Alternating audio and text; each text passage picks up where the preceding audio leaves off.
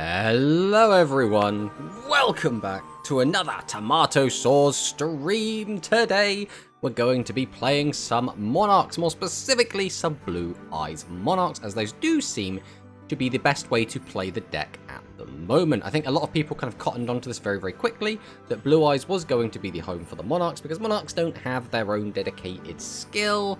You could try and throw them into like a Cyburst build, but they don't really fit in there either. It's a bit of an awkward little package.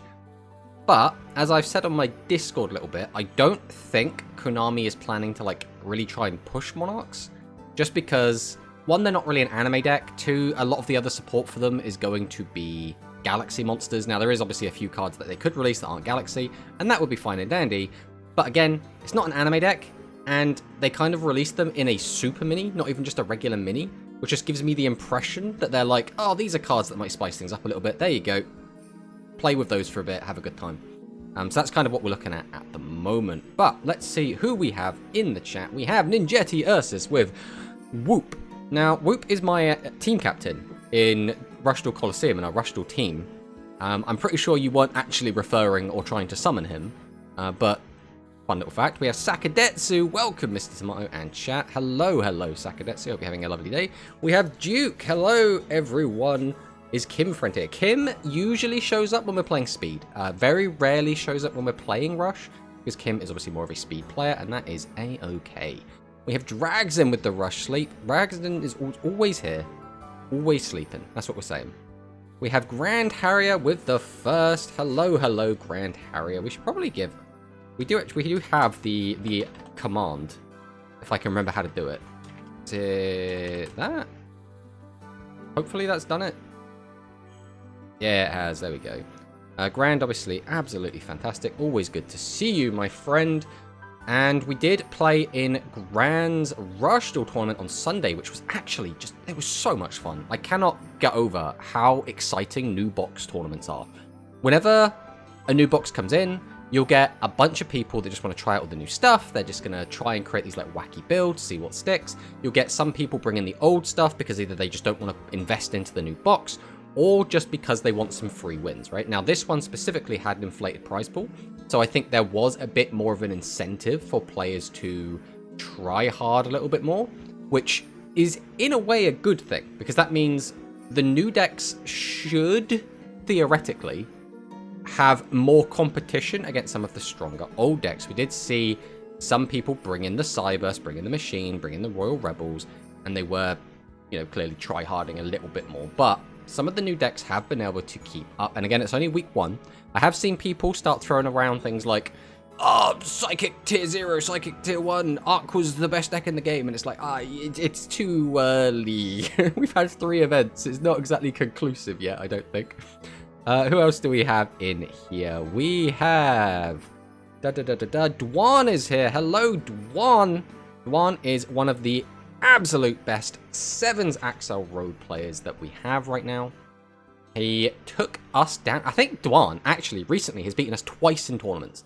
I think you knocked us out with your Noodle deck. This would have been before the box came out. And then you knocked us out with your Spellcaster deck. So we have actually been knocked out of tournaments twice by Dwan. So Dwan is slowly becoming our rival, right? If Dwan continues to consistently knock us out of tournaments, we are going to have to start putting our foot down here. Don't know about the other Magna version. I am very clearly first. Hello, Promanicist. Welcome on in. Promanicist obviously needs no introduction as one of the best Psychic players. Rush team, yeah, so Rushdall Coliseum is run by Disturbia, and it is basically a team league where you send in 3 of your players of an 8-man team, and then they'll play against another team. You can substitute decks in, substitute players in, and it is a jolly old time. We actually did manage to come 2nd place, losing out to Rush Japan Red, which was a little bit bittersweet. I think we played really well. I think a lot of our decision making was really good, but in the final round, both me and my teammate Voltalon both bricked really badly, which did basically mean that... Because in that last round as well, we were expecting Parko, who was our 3rd for the day, to lose, right? So we were like, right, Parko's going to probably lose because he's not in a particularly good matchup.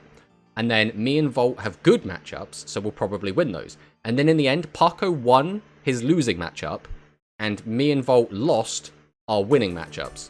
So really, nothing went to plan, which is very amusing. But we took second, and we can't be upset with that, can we? Who else do we have? New World replacement for sevens. We have CZ. What's up today, Tomato? Oh, you know, we're going to be doing all sorts today. We're planning on... We're going to talk about the meta a little bit. We're going to talk about tier lists a little bit, I think. We're going to be playing some Blue Eyes Monarchs, and we're going to be having a jolly old time. Let's go Rush Duel Fusions. Yeah, fingers crossed we get them sooner rather than later. And it's Whistling Bird. Hello, hello, my friend. Yeah, the Grand Prix Sunday was amazing. Thanks, Grand Harrier. What is your opinion after the tourney? Ooh, so my opinion is I think all of the new decks have potential. Even Mirror Gears has some potential. The issue Mirror Gears has is any deck that's sporting level 8s is immediately going to have a massive, massive advantage against it, which includes Blue Eyes, Aqua, Royal Rebels, you know, anything with maximums. Cyburst is primarily a level 8 deck. The issue it has right now is that the only deck that's really 7 and under, or I guess decks, is going to be Psychic, which a lot of the time try not to leave themselves vulnerable. I guess you could also make an argument for 7's Axel Road, but they play very similarly to Psychics. That's another bit of a weird one. And the one that does tend to leave themselves a little bit vulnerable at times is going to be the Machine deck. So it's kind of like a really good counter to Machines and not much else. So it's a bit of a weird one. But I do think the other decks are looking quite good. SAR is obviously performing very well. Psychic is performing very well. Aqua is performing very well. Blue Eyes is performing very well. When I say Blue Eyes, it's Blue Eyes Monarch. But unless Blue Eyes, like pure, starts doing well, every time I refer to Blue Eyes, I'm just talking about Blue Eyes Monarch because there's only one good Blue Eyes deck in the game right now. Finally, back to my main account. Welcome back on the main account, Duke. I threw versus Psychics in top 8. I mean, it's a shame. It's a weird one. I think, because I was talking to some people about this because we've been discussing the meta quite a lot. Psychic and 7's Axel Road, and to an extent Ice Arc, all feel like they're all cut from the same cloth. They're all very similar decks. They all have a very similar game plan, and they have very similar tools to get to what they're trying to do. The question is which one ends up being the best. Now, Psychic, I would argue, probably has the best skill, because just getting a +2 off of it is really, really good. Psychic have the best back row hate, but Psychic have the worst graveyard recursion, right? So whereas with Spellcasters, you can kind of throw a load of stuff in the graveyard, set it up, and then sorcerer it all back and have like basically extra avenues of play. Psychic is very much, I have to kind of just amass everything in my hand and then hope that it all kind of comes down correctly. The only real way we have to use the graveyard is normal monsters, which we can get with, what is it, Jamp Start, I believe it's called. Which is still good, because a normal monster does get you to a boss monster, right? We get back the candy from the graveyard, we then have access to a Prima Katana. That works quite nicely. We also have Magical Miracle, which can bring back a boss monster from the graveyard, but again, you do have to rely on the graveyard being set up, and you do have to rely on getting the other cards to hand, whereas Spellcasters, I think, does have the advantage there, where they can just... Oh look, 7's Road Magician and 7's Road Witch are back on the field. What? It's done. Ice Arc is... I think the actual outlier here, because Ice Arc I still think plays in a very similar way. You still want to just summon out 3 guys, slap Piercing on it, slam into your opponent for a ton of damage, which basically is what the other decks do, right? Except Psychic will try to either just, you know, hope that all your opponent's monsters are in attack mode, or get rid of one with Melody, and then the Spellcaster deck will either use Gazelle to try and get Piercing, or will use Torna to flip up the monsters, or again, we'll just do what Psychic do and just hope that your opponent leaves all the stuff in attack mode and attack over it. So they all 3 decks do the same. Summon out big board, big attack, slam, hope win game, right? That's kind of how I see all 3 of those decks. Spellcasters love. Don't through next time. I mean, we'll see what happens. Dwan has, you know, did make top 8, and previously did win in... It's hard to judge, like, which environment is more competitive out of, like, a JP knockout tournament and then, like, a Western Swiss tournament. They're basically different beasts. But, you know, Dwan has obviously clearly already proven himself to be very strong on the old 7's Axel Road deck. Oh, is that Neo? What are we talking about? Matchups. Yeah, we were talking about the latest meta. We were talking about the different types of decks and similarities between them. They paired 2 Psychic toppers from the tournament against each other. They rigged the bracket and we still won. Well, so what they actually did was they put... So, in our bracket, it was me against Dwan, and then right above us was Hans versus Pro Manachist, which means no matter how it went, if Dwan won, he had to play against Psychic in top 16 and then Psychic in top 8. Like, no matter what, that was how Dwan's go was looking, right? So, I was winning 1-0, and game 2, I didn't search SRM when I had Lethal and lost to Widespread. Ooh, that's rough. That is very rough.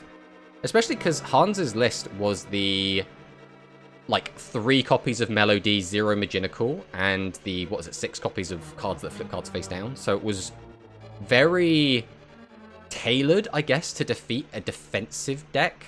So I don't know if that, like, changes anything at all there.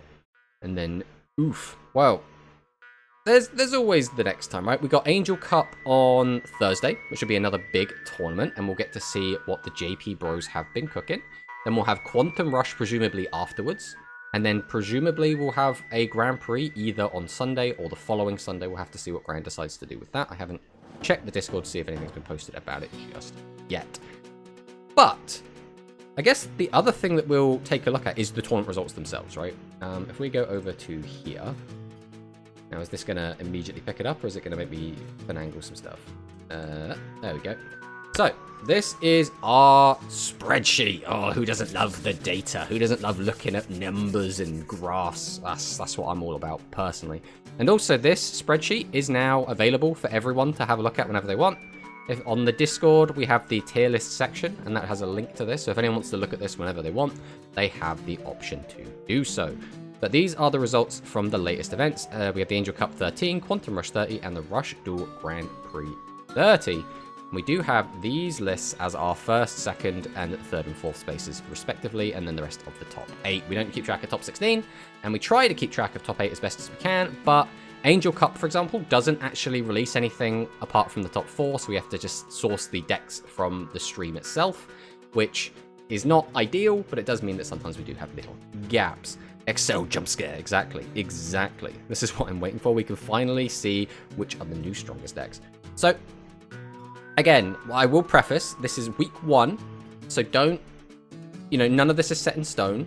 A lot of people are going to be not playing the old decks and are going to be playing a lot of the newer decks, so take that with a pinch of salt. But the best performing deck right now is Bubble Era. Bubble Era has been performing the best after 3 tournaments after the first week. We'll have to wait until we see the end of next week before we see where the meta solidifies, because usually 2 weeks is around the time where things start to even out a little bit. What about Challenger Cups? So we have spoke about this a little bit before, but in general, I don't include any type of event where you're allowed to change your deck list. If you're able to willy-nilly swap your deck, and this includes point battles, this includes Challenger Cups, and this includes any other event where you're allowed to change your deck whenever you want, the data gets skewed, because you could play one deck for 90% of the tournament and then swap to a different one at the end, and then the one that you used at the end gets said, you use this deck the whole event. So, like, it's a different sort of beast, right? Like when we used to do, so if we go, I don't know if we still have it on here, but when we did some of our older, yeah, here we go.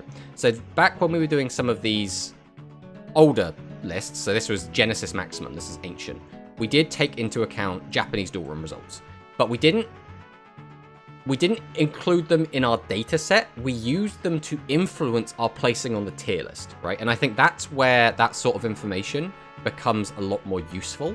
Because when you're doing a tier list, you're taking data and you're making an argument and then basically coming up with conclusions based on your own personal bias, your own personal experience, and the data itself, right? So I think that is a good place to use information like that, but I don't think it's particularly good in a spreadsheet like this, personally. What about Whoop's Point Battle then? So for Whoop's Point Battle, it would be... It's hard... because for that specifically, he has a rule that says you're not allowed to change deck, right? you can make like slight changes. You can basically side deck, quote unquote, but you can't change your deck. Now, if we take everyone at face value, that's fine, right? Because if we say they're using the same deck for the entire time, that data is accurate to some degree.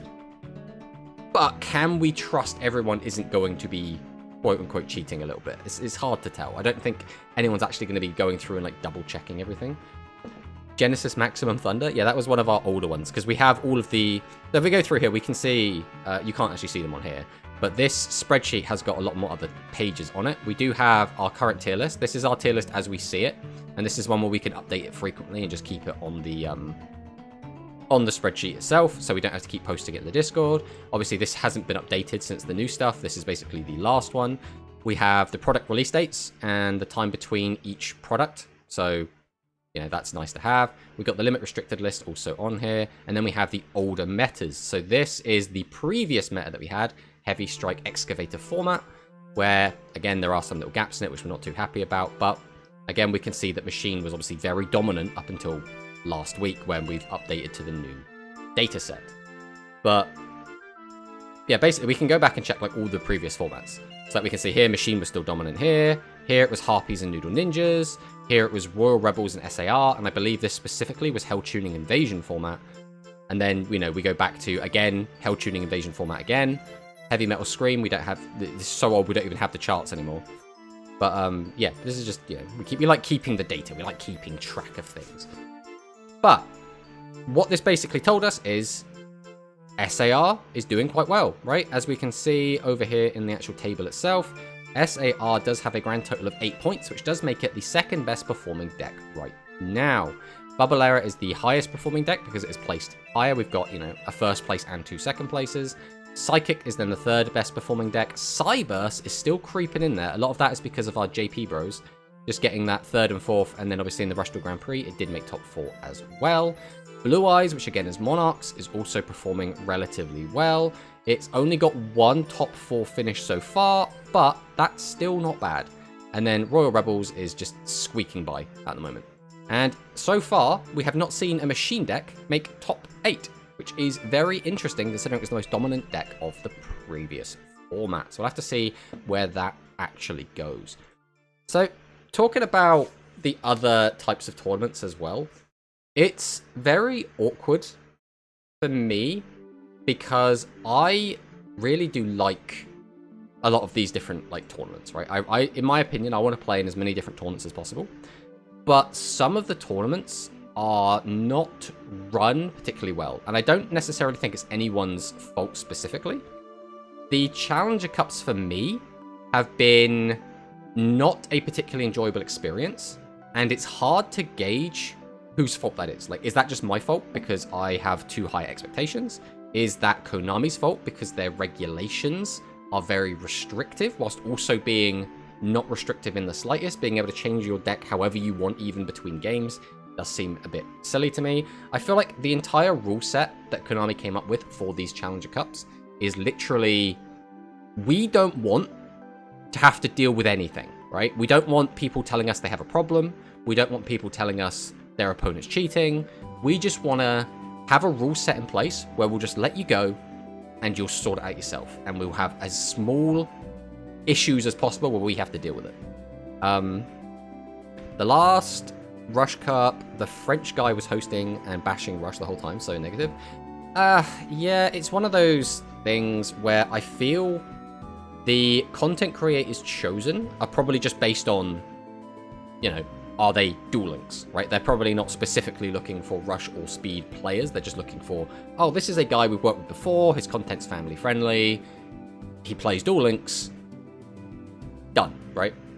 Which is also fine. I also think people can be negative towards Rush. Like, I'm not gonna be a stickler and say if you know, if you're commentating the tournament, you have to love Rush. I think it's fine. I would prefer it, obviously, if people weren't bashing it whilst casting the tournament, because that does paint it in kind of a bad light.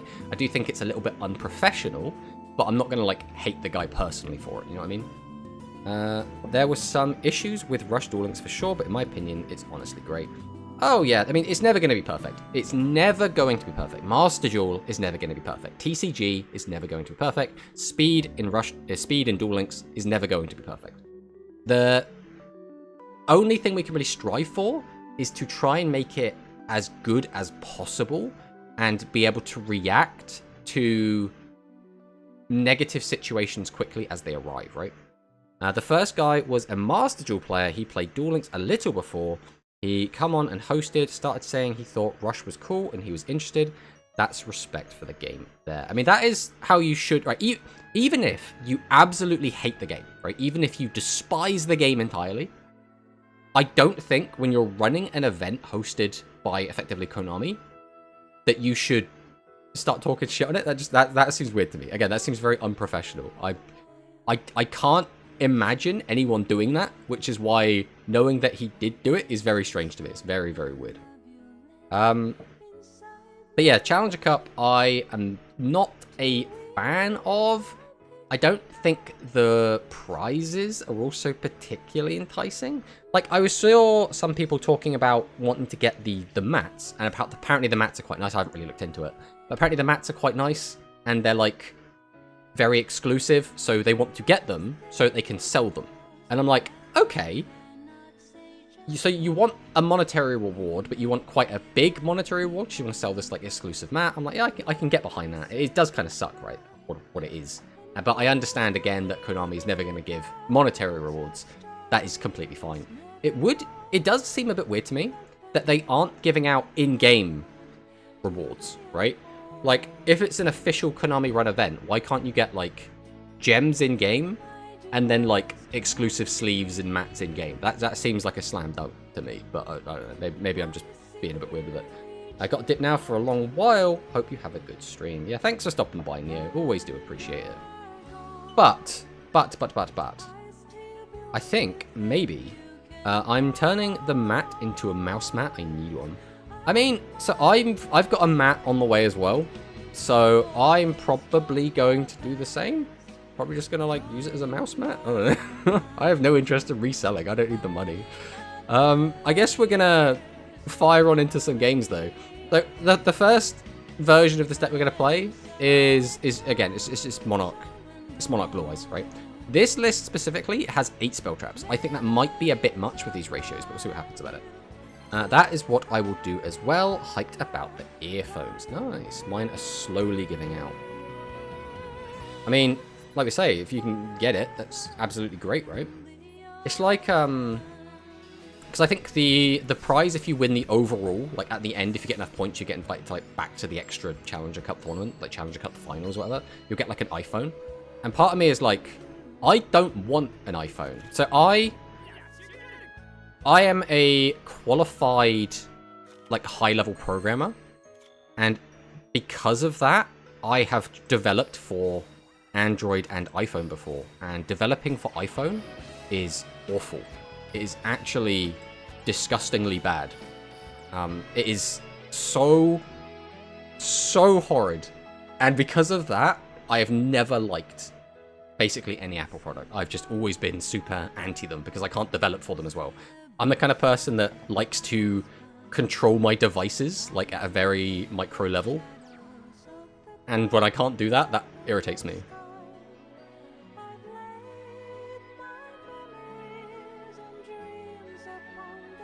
Would you look who it is?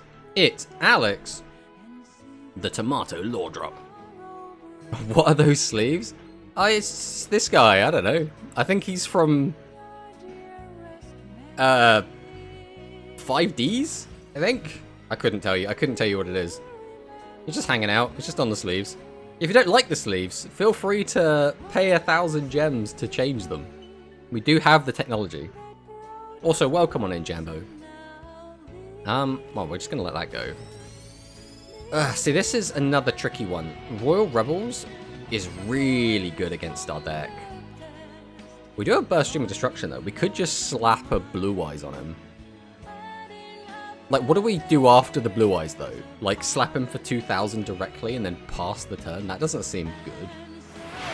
Do we just vibe? Like, do we just wait until we can summon out, like, a massive board? We could try it. The issue is we can't leave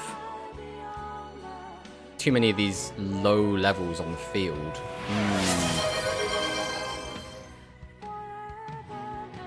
Right, we'll flip up Kyberman.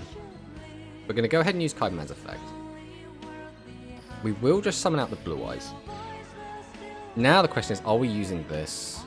It's a tricky one. We have the Will Hell as well. We can get in for like a chunk of damage.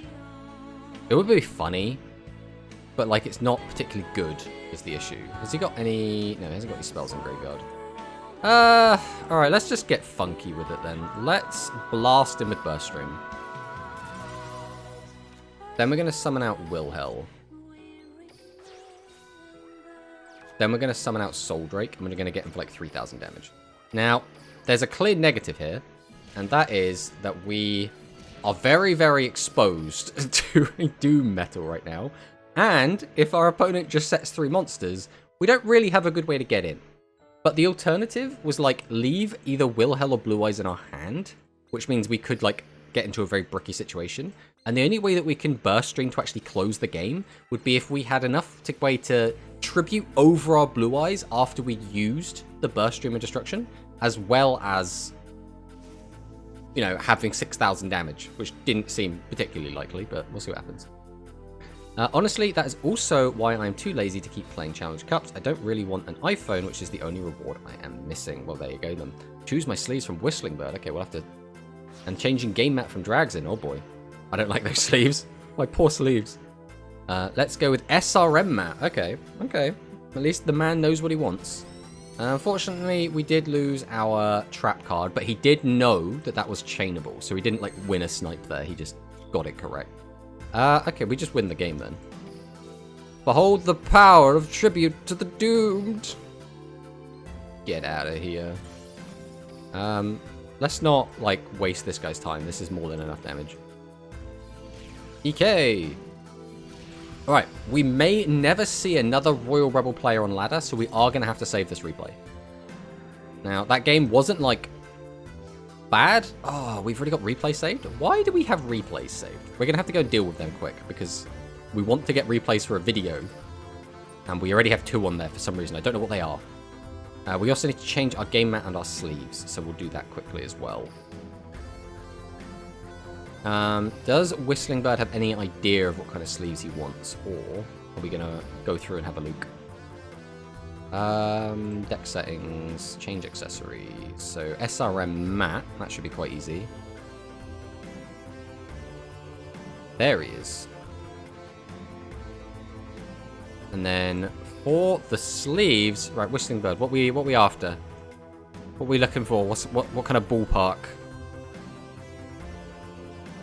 Tomato, what's this emote? I don't recall seeing this guy in any tournaments. Well, not this week. What shop sleeves do you have? Oh, that is these ones. Which, to be fair, this used to be completely empty. So, we do have a lot more than we used to have in here.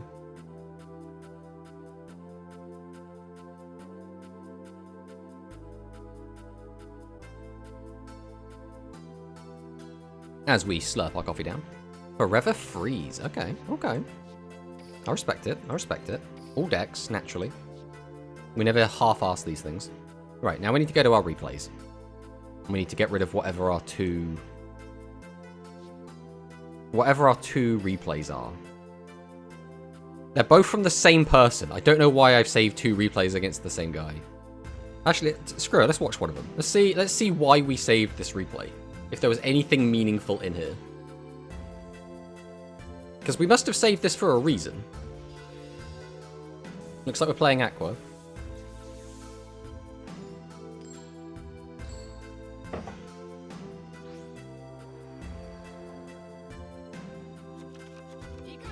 Okay. That's unfortunately a really bad opening hand. We do get to take a card out of our opponent. We do take his Essel. Right, hitting his Essel is super good. He's drawn into another Essel and taken our boss monster back, but he did only crash it. So already this is looking pretty rough. Hitting that Essel would usually be so good as well, but my man just hard drew another one. Right, there's Recital. We hit him for 11. We hit him for 25. Let's see what our machine opponent is doing now. There's another wrestle. Obviously, it doesn't do anything at this stage. Barrage of Steel pops a back row. Does hit a really good trap card. Does hit a legend spell. Goes into Mirror Innovator. The Big Daddy himself puts 3 back in, up to 3,700 attack. Does clear our Cybertech Alligator. We draw 5. Activate Hydration. Pop the back row. Gain some life points, destroying his trap card, which is very, very important. Seahorse does plus us. We tribute into the Inkito. Fashion of Faith gets us the draw and the power boost. We can then activate Hard Revitalization to boost our attack a little bit more, and then clean up the game. I don't know why we saved that replay. Maybe it was just because of the Essel. But I don't think we need to keep this replay, so we can just go ahead and delete it. And I don't know why we saved the rematch either, but past Tomato clearly had some reason for it, but it doesn't matter at this point. Free sleeves can cause some mind games. Was this from Challenger Cup? It very well could have been from Challenger Cup. To be honest, with the new Mega Monarch being a Cyberverse, it is meant to be inserted into Yggdrago. So it's not meant to be, right? Because Monarchs, when they came out physically, were part of their own archetype, right? They had more cards than just these. You can put these in Cyberse, but like, I don't feel like they really suit Cyberse, right? Cyberse let you tribute monsters out cheaper. Wilhel doesn't want to be cheated out cheaper, right? He cheats himself out cheaper. So, like, it's a weird one. I don't think he really fits in with Cyberse particularly well. Well, I know when Pene played, had to be Challenger. Also, second was Aqua versus Cyberse. Ah, right, so he changed his deck. Right, I wasn't even looking at that. And there's the ad break. I was thinking about the Battle of All Battles in the beginning. The Battle of All Battles. Throw me through a loop there. And I mean, I was looking at the other Cyberverse card, and by the looks of it, Whistling Bird just subscribed, also kind of during ads, but look at that. The man, the myth, the legend subscribed with Prime Gaming. So this is my big issue, right? So I don't have Amazon Prime, but I would love to just give out Prime subs to people, but I don't have it. Now, I have access to Prime because my brother has Amazon Prime, but because he's got it, I don't need it. If I'm like, I need to order something, I'll be like, yo, bro, could you order me something? And he'll be like, yeah, just give me the money. And like, if I want to watch TV, I'll be like, yo, bro, can I have your password? He's like, yeah, here you go. So like, I just don't need it. But yeah, I really wish I did have Prime. But then I checked the description. Thank you for the follow, JVZ. Welcome, welcome. All right, we do actually need to pay attention to this game, because otherwise we're just going to sit here and do nothing. This hand does kind of low-key suck. How do we want to approach this? I feel like no matter what we do here, this ends kind of poorly. Because I've got, like, the follow-up cards in my hand, which is very awkward. Either way, we're setting both of these. So we're either tribute setting this out, or we're tribute setting this out. It comes down to, do we want to put all of our eggs in one basket, or keep a big old brick in the hand?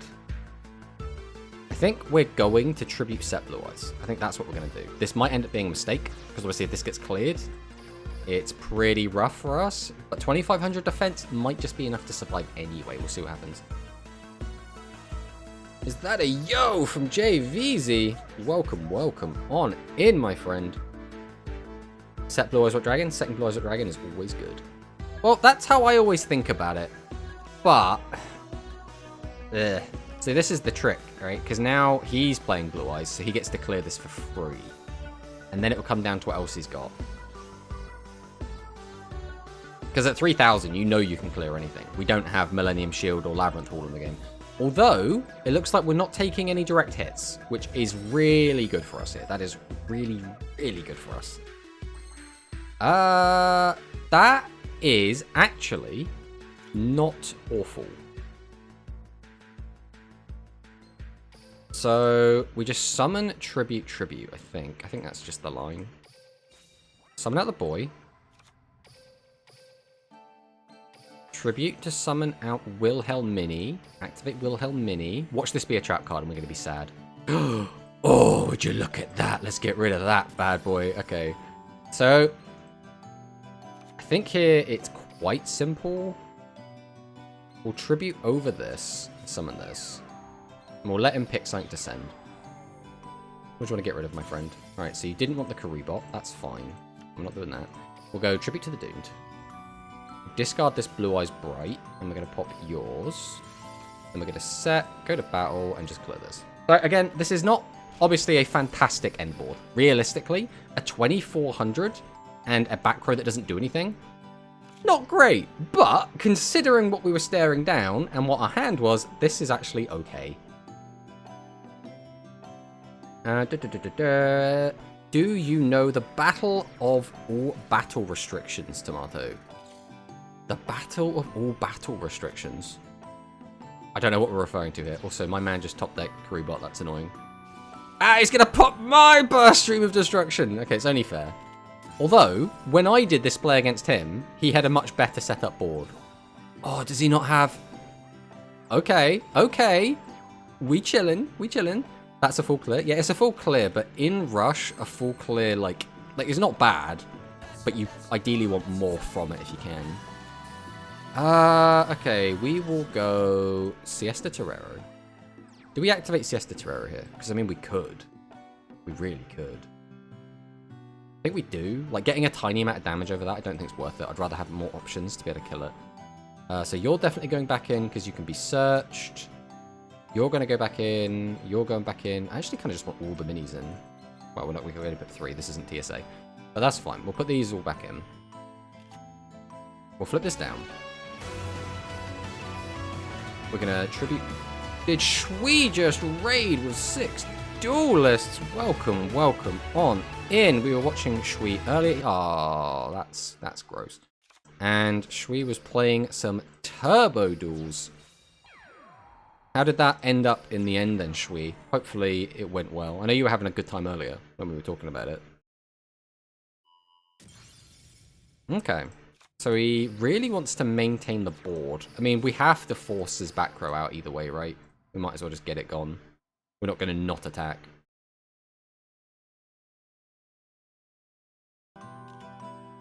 Okay, so he's holding it. That's very brave, especially since we know what it is. And we obviously have back row hate. So now if we draw any of our back row hate, we know to snipe the widespread.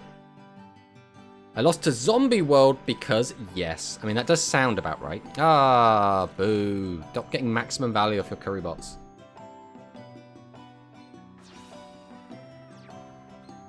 Will Hell. Well. And stop getting maximum value off your Will Hells. Throw tributes and summons out a big Will Hell, maybe?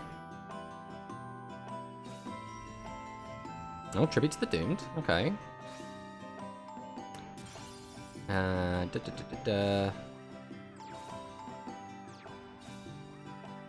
You're saying that when it's a fact only works on Cyberburst normal monsters and specifically talks about saying the soul of Bisticular Money? I assume that's Biceptical Money, but that's come out very funny. Okay, we still don't have any back row hate, which kinda sucks. We do have a way to get back cards from the graveyard. We can't set a spell card to our opponent's field. And unless we could immediately pop up, we really don't want to give him one anyway.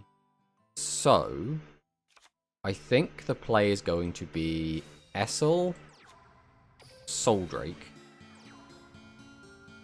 Activate the effect, send both. Bring back the Blue Eyes White Dragon. That at least insulates us a little bit. Now the question is, are we doing one of these? I kinda think I'd rather have the Soul Drake.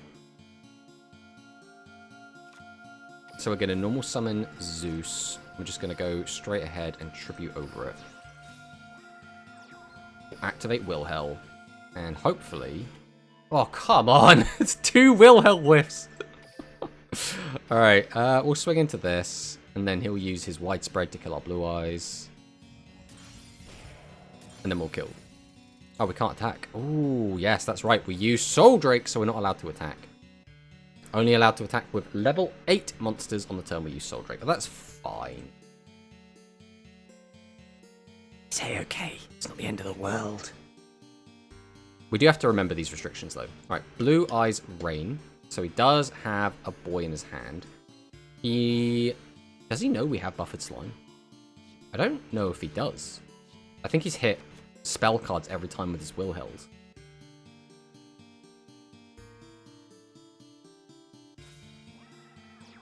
Okay, summons out the Kyberman, activates the effect, summons out Blue Eyes Bright. Oh, no, it's not Blue Eyes Bright. It's regular Blue Eyes. Now, we know he doesn't have Burst Stream, because it's in his graveyard. Dragon's Inferno, though, that's pretty big. If he summons a Bright now, we are basically cooked. Okay, we are so cooked. This is not looking good for us. I think... It's hard to call, but I do think we've been very unlucky in this game. I do think he has had the better end of the stick in terms of the RNG. But we'll see what happens here. Tomato, are you worried that when fusions come out...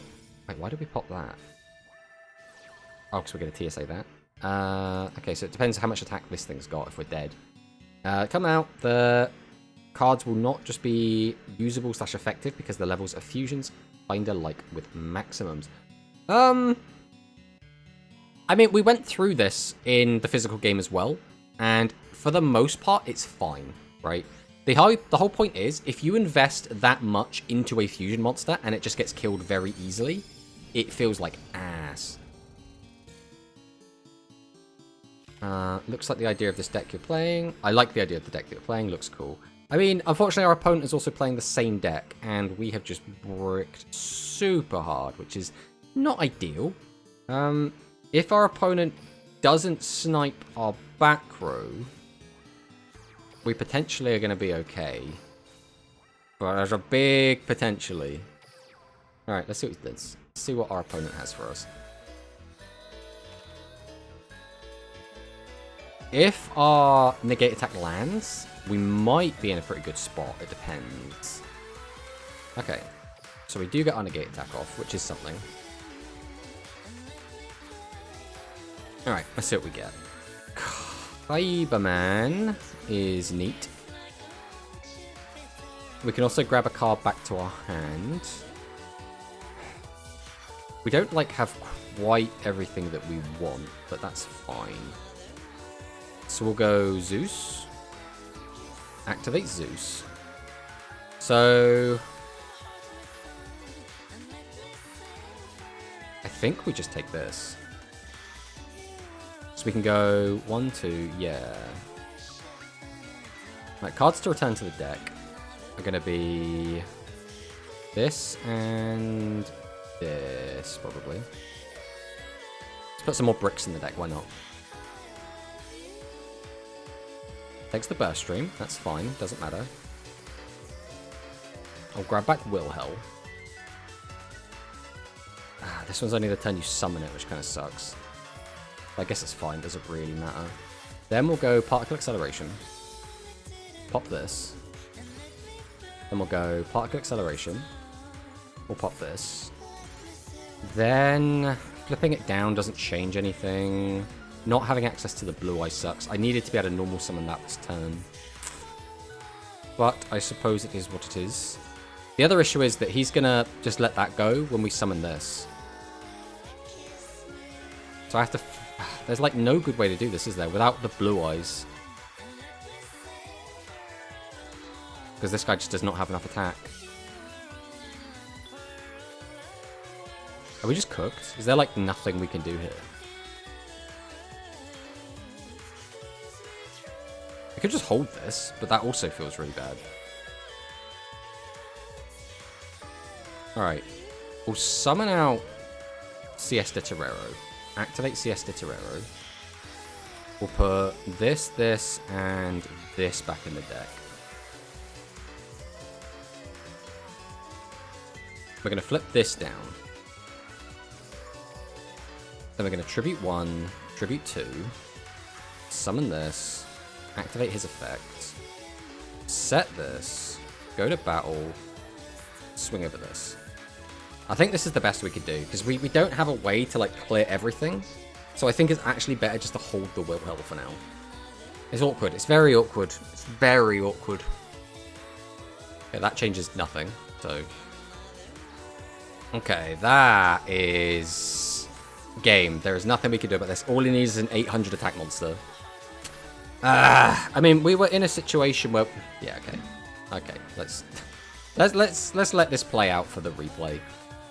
This came down to Wilhel not having enough attack points. So Wilhel, I think, really let us down here, which is very shame, very big shame. We'll have skills to make, I'm assuming, fusion something easier or more accessible. I'm worried that will be a slight imbalance. Rush ladder kind of slow at the moment. People waiting to snipe streamer man. Well, oh, we need to save that replay actually. The that makes me want to take out the Wilhells, like the big Wilhells, and only use the little Wilhells. Like that's what that game made me feel. We'll see if that actually continues. But it's one of those things where that might only be a problem because we play against Blue Eyes. That might not be a problem else, because the other problem was we had the Siesta Torero, which could flip the cards down, which means we could attack over them. But Blue Eyes has 2500 defense. Fusion, I summon Ultimate Blue Eyes White Dragon soon. Are Monarch even good in TCG/OCG? They were okay when they came out. They're not very good right now. Have you tried Red Eyes for full Wilhelm Suite? I mean, this is our first time touching Monarchs at all. We have not tried anything else at the moment, and today we're planning to just go for the Blue Eyes one, because that's the one that's like performing well at the moment. Red Eyes will be like another day. We want to spend an entire like 3-hour stream playing the Red Eyes version at some point. We don't want to like chop and change as much as we can. We want to try and stick with the one deck and try different versions like of it. So we're going to try that for now. As for fusions, I think when in the physical game, when Maximums came out, they were unoutable, right? There weren't these big outs. We didn't have Talismanic Sealer Ray when Maximums first came out, right? So because of that, Maximums just got to be overpowered for a bit. Then we released a bunch of cards that deal with Maximums, and then everything was okay, right? Then we found equilibrium again. And the same thing happens with fusions. When fusions came out, they were very strong. And that's just kind of okay, right? Fusions should be allowed to be strong. Also, why is our shuffle not working? Turn the shuffle back on.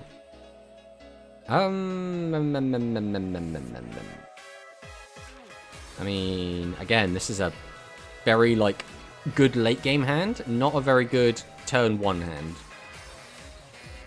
Alright, let's see what our opponent has for us. Did Red Eyes even playable? Yeah, Red Eyes is definitely playable. Definitely playable. I don't know if it is better than Blue Eyes. It probably isn't, just because Blue Eyes is just really strong, right? Just having a 3k guy, having the option to wipe your opponent's entire board and Regeki them, having access to 2500s that are searchable, that can boost themselves up to 3000, is also really good. Fusion stronger than Maximums? I mean, basically, yeah. Is that Zaki boys? Welcome back from vacation. Vacation? We took... I don't even know if we've taken a day off. But hello. I think we've taken 1 day off in like the last year from streaming.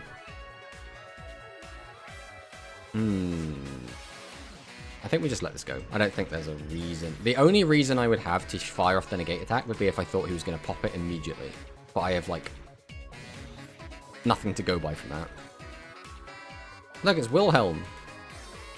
Unfortunately, all of my cards are the turn they're summoned, so having them all set on the field is kind of bad. But Fusion's stronger than Maximums? Yeah, in a lot of ways they are, right? A lot of the Fusions have ways to just deal with Maximums, which is very good. Okay, I mean, this is fine.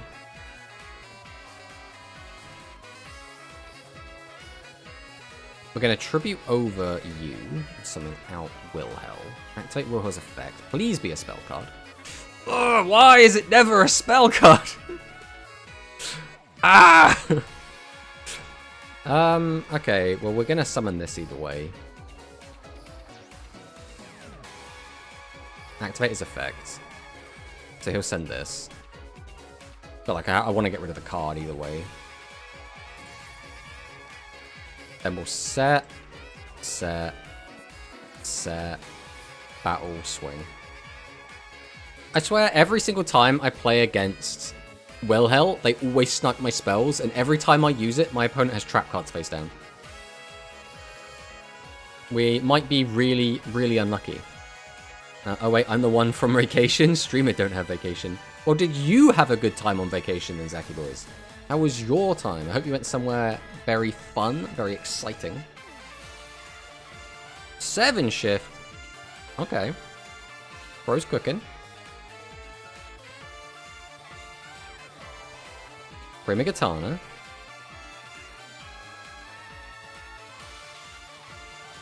Speedy Performer. We're going to pay the 1,000 as well.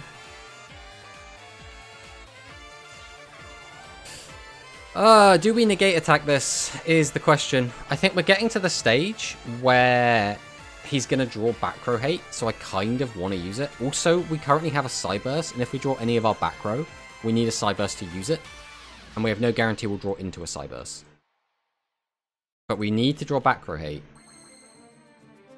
That's not really real back row hate, is it? Oh, this kind of sucks. I was really banking on drawing a back row hate in the top 21 cards of our deck. That's pretty rough, not gonna lie. That really stings, that really stings. Alright, we'll just go battle, and I think we're just gonna try and clear this. If we can get him to use his back row, yeah, that is already a win. Just getting rid of that back row is so good for us. By the way, Wilhel sucks ass. Don't. Why would anyone play it? Definitely didn't visit England, otherwise I would have doxed you. You should have doxed me, it would have been fun. I mean, not for me, it would have been awful, but... the back row, a bluff, trust the process. No, we already knew what the back row was, so we used this Wilhel on it, which lets us look at it, and if it's a spell card, pop it. But, so we already knew what it was. And we were just hoping we could draw into the out. But, like, here, he's paying an extra 1,000 life points, and he's doing 1,100 damage to us. So we're like, I don't really care. The issue is he's got 1 piece of shit on the board and 2 really good cards. So if we do summon this Wilhel, he just gets rid of the piece of shit and we get less damage in. Whereas now, if we summon out a 2,500 guy, we just win the game. Naturally, we can just win the game. Yeah, we just win the game. But we can't use Wilhel's effect. That's so funny. Okay. So behold my play. I will summon. We will tribute 1, tribute 2, to summon Wilhel. Then we will activate Talismanic Seal Array. Put some cards back into our deck. This is so dumb. Why is bro leaving low attack monsters on the field? I don't think we saved that replay, you know, lads. I don't think we're doing that. I was testing Rhythmical Performer, and it was terrible for me. I kept milling monsters from my opponent's deck, but I milled so many legend cards from my own deck. I mean, that's just RNG, right? Like, whenever you mill ever, you always have a chance to just hit something good.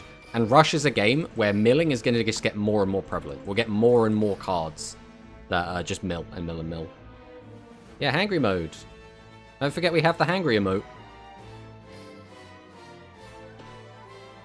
Thank God it's not like the actual Monarch having their effects trigger automatically. Well, in Rush, all we have is continuous effects and ignition effects. There's nothing else. So we'd have to literally, like, create trigger effects, I guess. Because all Rush always does the same thing, right? It's always like, you have to activate it manually. Rhythmical is better than Essel, as Essel can mill 2 legends at once for you. Remember that. I think it depends what deck we're talking about, right? Because I assume Dwan's talking about SAR. Why have we gone first again and we just have all of these Essels? Like, what am I supposed to do with a handful of Essels?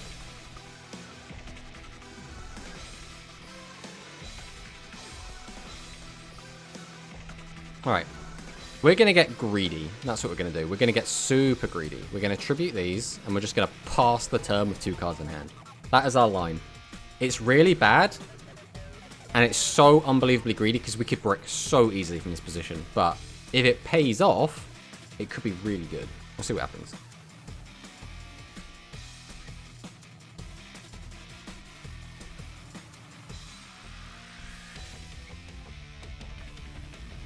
I get reverse. I miss a lot of opponents' traps, and I'm milling spells sometimes, but it's RNG, so you know. Yeah, it's definitely a weird one, right? Because you're always more likely to hit a monster than a spell trap, just because no one is playing more spell traps than monsters in their deck. But when you do get that +1, it's usually extremely impactful, right? That +1 in most decks. Oh, bro, don't just turn 2 Essel me. Typical machine player, by the way. Turn 2 just has the Essel. Grumble, grumble, grumble.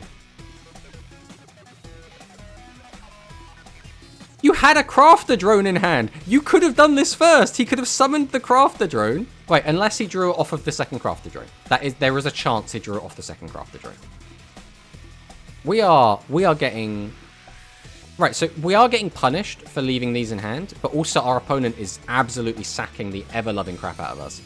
Man opened Essel and Innovator and a Spell Trap, and then got the entire hand empty as well. This is pretty gross. And we also get hard punished by drawing like ass on top of everything else. So that's not great. Watch him also have a trap card back there. Watch that be like negate attack, or it'll be widespread ruin, won't it? Hey, we do get to pop that. Finally, something goes our way. I mean, sure. We'll just go to battle. Swing over this. Yeah. We'll pass. Yeah, I will still use Performer because it's awesome. Yeah, I definitely... Back to Mystic Dealer now. Rhythmical isn't good in SAR. I also milled my last SRM in the deck like 2 to 3 times with it. Yeah, it's one of those things. If you get really lucky, I would say Rhythmical is better. But how often are you going to get really lucky, right? If you're just going to high roll, sure, right? Obviously, we shouldn't make deck building decisions based on lol if I get lucky forehead. Oh, this is... Well, we can do this at the very least. But this is not looking ideal. What do I want back in the deck? We probably just cleared that and then set everything else. They got like okay defense values. But then again, we can do that. Put that back in our hand. Okay, we'll do this. We'll put this back. Reveal this to our opponent. Let's grab this. Then we will go ahead and summon Zeus. Activate Zeus. Put this and this back in the deck.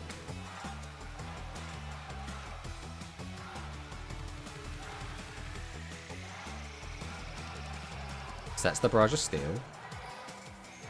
Add back Wilhel. Normal summon by tributing Zeus into the Wilhel. Activate Wilhel's effect. Pop the back row.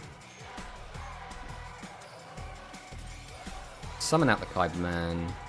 Activate Kyberman. Summon out Blue Eyes Bright.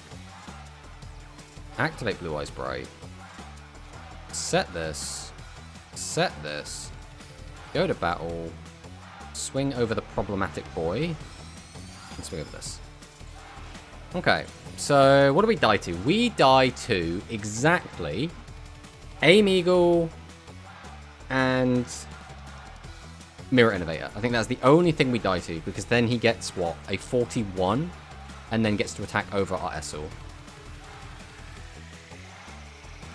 Let's see if... Because statistically, he is not likely to have another Mirror Innovator in hand. So far, so good. Goes to battle phase, so he's planning to leave the 1500 in attack mode, so he's just going to clear this. So we do get to keep Wilhel, which is quite nice. I would have liked him to set some back row, but we'll see what he does. So we can use that, which is kind of nice. We could also use that to bring it back. Flipping it down doesn't really change anything. I think we might as well just do this, although it does lock our attacks down, doesn't it?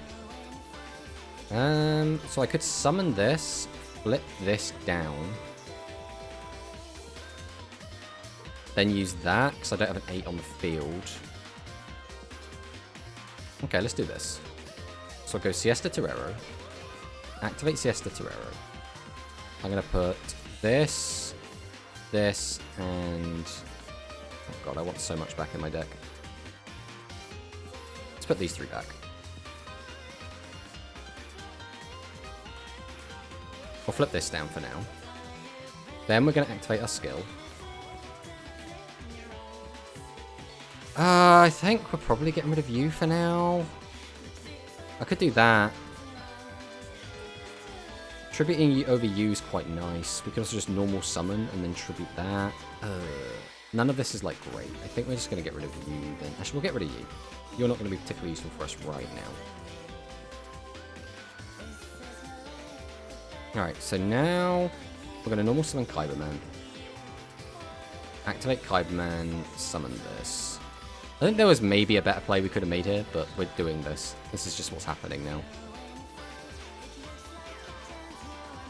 We'll go Will Hell Effect. There was probably a lethal line here, realistically. I mean, there still might be a lethal line. We'll have to see, but let's not do that.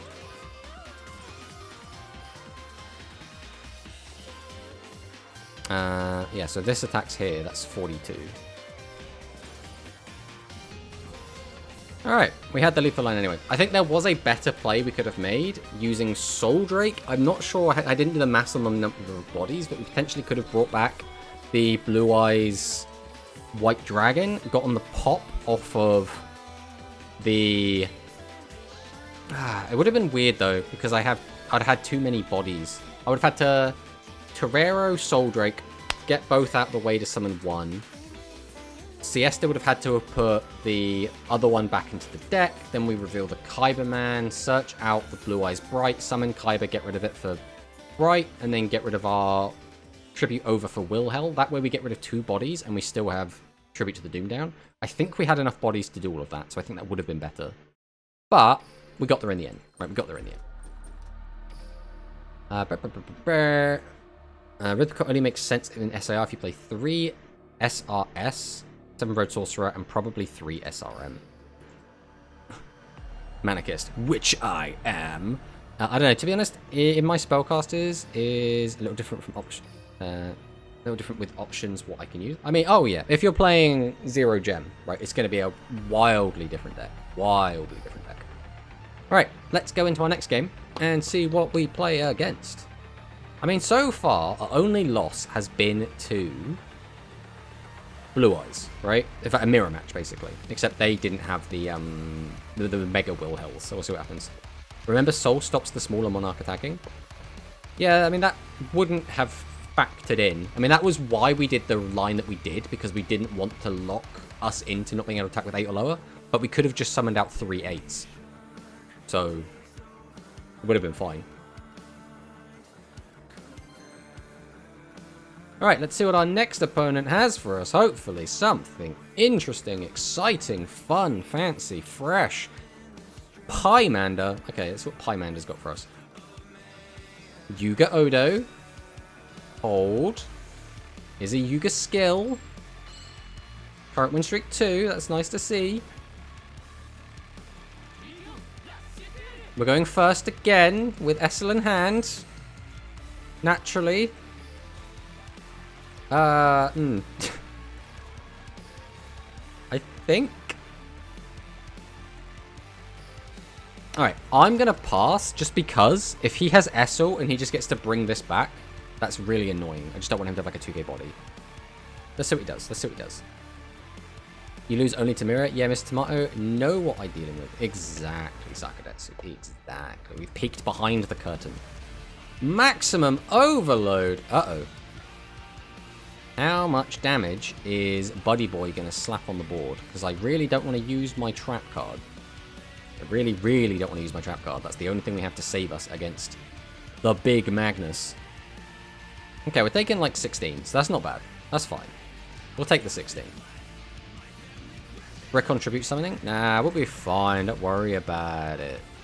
Stop freaking out, Manicas. See, everything's fine. Kinda.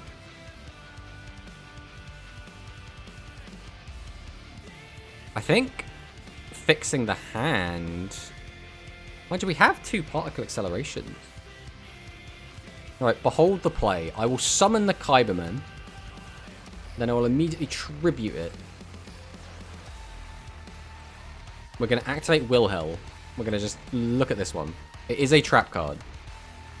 Are we going to maintain the other Wilhel? Probably. We'll use particle acceleration. We want to get rid of these particle accelerations either way. Duh, we lost the 50-50! It's always the way. Okay, so now we can set more back row and leave Wilhel in our hand even more. And then I guess we're just going to clear this. Yeah. Pass. My favorite deck! I mean, who doesn't love Magnum Overlord, right? We have it as an emote for a reason, by the way. Like, there's a reason we have the Magnum Overlord emote. So whenever the big Magnus comes down, slam that emote.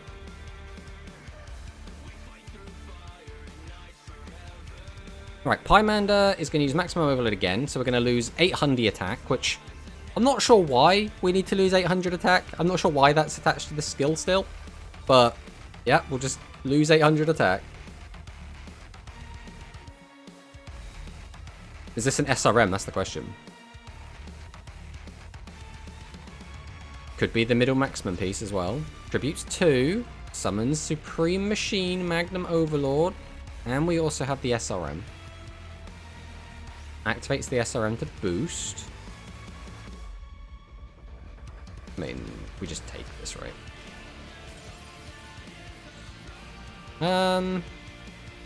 Yeah, we take this. I'm not really happy about being on 400 life points, but I think this is probably for the best. These are cards. These are certainly cards. How do we want to approach this?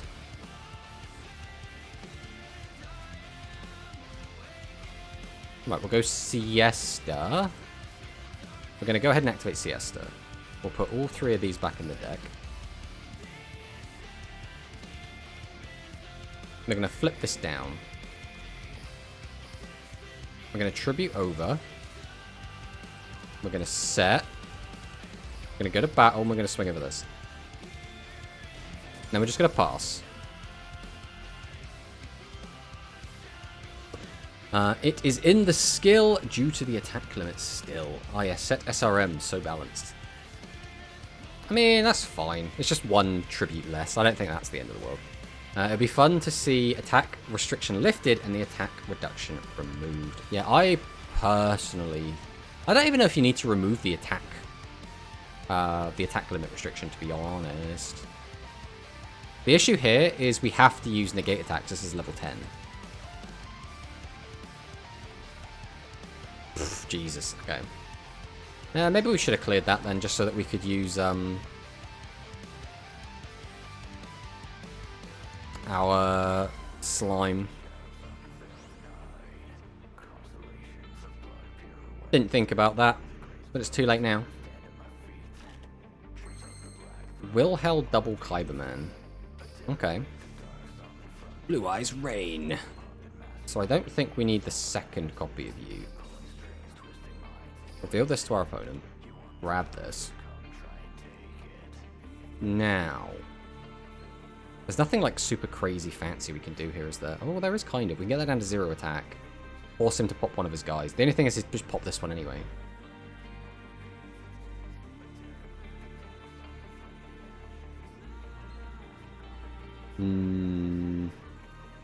If we wipe out everything he's got, we only get him for 3,000 damage anyway. We no longer have any way to protect ourselves if he does summon, like, anything, I guess, so... Let's start with this. Summon this out. Activate his effect. Ideally, he sends this. I don't think he's... I mean, ideally, in a perfect world, he sends Senator of Magician, but I don't see a world which he doesn't send Overlord to the grave.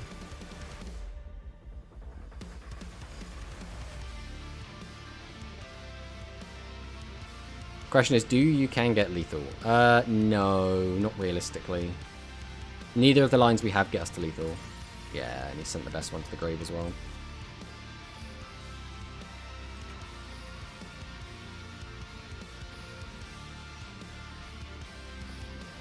Summon out the Blue Eyes Bright. Yeah, no matter what we do, it's not looking great for us here. We actually not have enough in graveyard. That's very funny. Okay, so now we'll do this. Just because I want to empty my hand, just in case we do get another turn.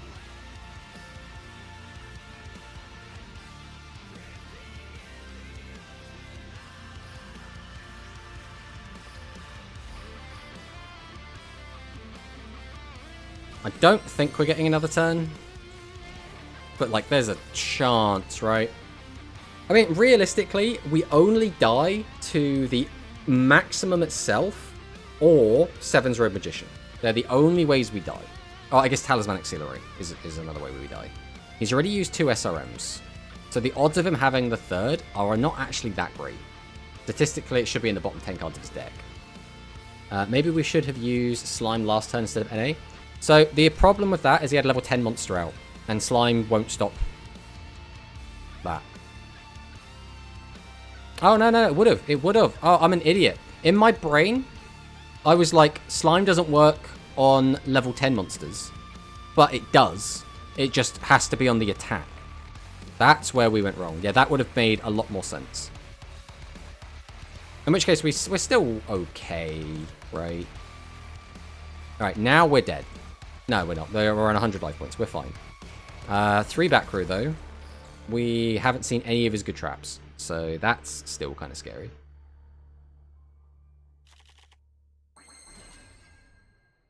Unfortunately, this doesn't pop. Yeah, it pops level 8 or lower. That's annoying. But I guess it is what it is.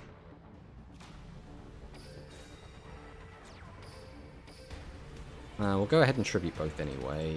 We're not expecting our attack to land, but, like, we at least have 2 shots at it, right? I mean, I could pop this, but then, again, the chances are he's got good back row anyway, so it doesn't matter. I mean, we'll do this either way. If he just has, like, nothing, I guess, then, yeah. So if he has, like, double Recital and then didn't have... Oh, are you kidding me? We could have won there. Could we have won? Yeah, we'd had to flip up the face down. But then, like, how do we predict that he doesn't have a Legend Trap and he doesn't have Slime?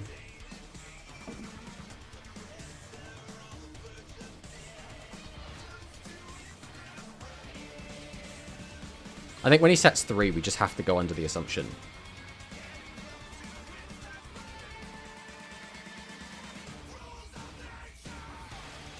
If he actually has the last middle maximum piece, we do actually die because we can't stop its attack. And we'll die by 100 life points. Are you kidding? We're going to die to exact lethal. No, it'll be 200 over. It'll be 100 over, 100 over. Just be an SRM. Don't be the middle maximum piece. Okay, that's fine. That's more than fine. Magical Stream. Hits our Burst Stream of Destruction.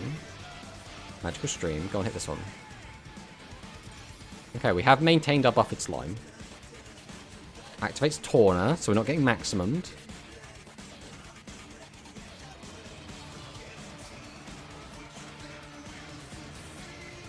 So the plan is just to attack over this and try and kill us that way.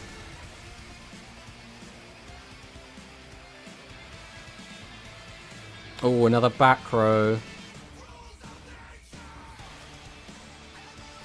Well, here comes the Slime. Right, if we can find some sort of back row hate, it'd have to be Will Hell. Come on, Will Hell, Will Hell, Will Hell. That's not Will Hell. Okay. If that back row is anything, though, we cannot win.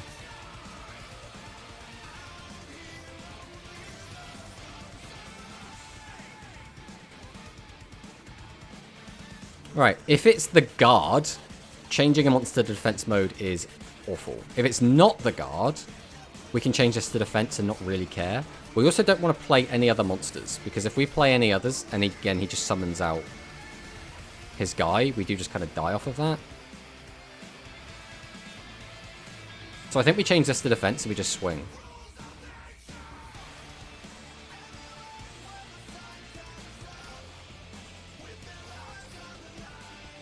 If that's the guard, I'm going to be so upset. Okay, it's fine. That was his last middle maximum piece to the grave. So unless he has... Wait, no, he doesn't have any way to get it back. He needs to shuffle it back now if he wants to find the max. Okay. I mean, if I'm too low on life points, I may as well risk it. Well, basically, just wall up. Can't you just lock? Wait a minute. Oh, he put it back to the top of his deck and then drew into it. Right, he did it at the end of the turn. In which case, yeah, we're dead. There's nothing we can do about this. That's a shame. Can't you just lock? Oh wait, he work only with no other monsters. Yeah. If we could use Boltracorn, yeah, we just win there. All we needed was we needed a Zeus or we needed Wilhel, like the big Wilhel, and we just win there because we can pop the monster, then summon the Wilhel, which forces him to get into his back row. Or if we draw Zeus, we get access to the Wilhel from the graveyard. But unfortunately, we did not get either, which does kind of suck. I don't think anything there mattered too much, because even if we had used the slime at the better time, we still would have to have been forced to use the negate attack early. So I don't think it made any big difference at the end of the day, but we shouldn't be making those little mistakes either way. Tomato Pepega? I think we're doing alright.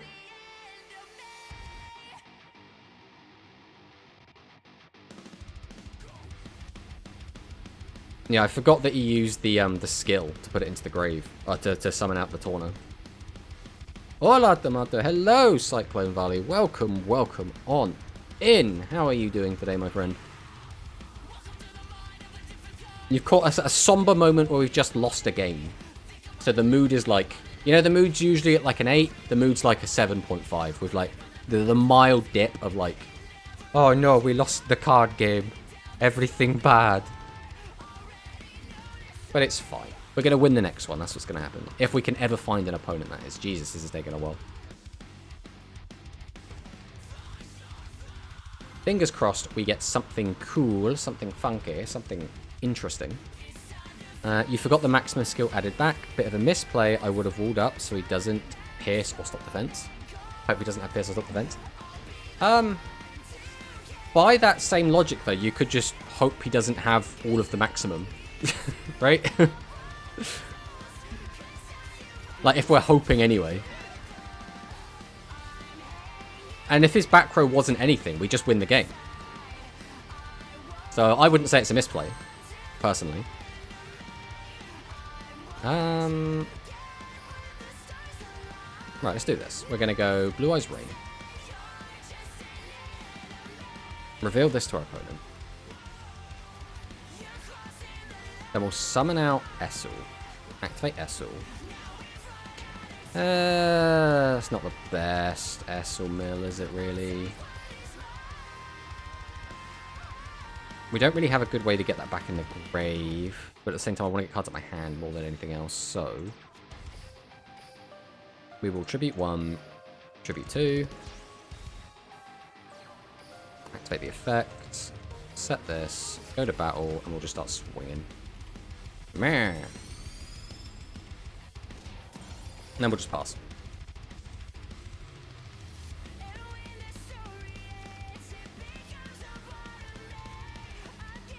Is that rhythmical performer? It's nothing. Oh, does have the turn 2 candy. That's pretty good. Opponent's pretty lucky. Let's see how much damage you can get in here. Considering we have no back row as well, this is looking very, very rough for us.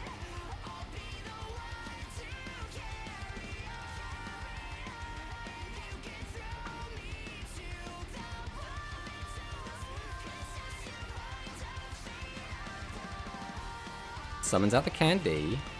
Tributes 2 to summon out Can Melody. Puts it back to hand. Gets to shuffle back our defense mode monster. Summons out the candy again. Activates the jam part. Oh, I mean, this isn't great.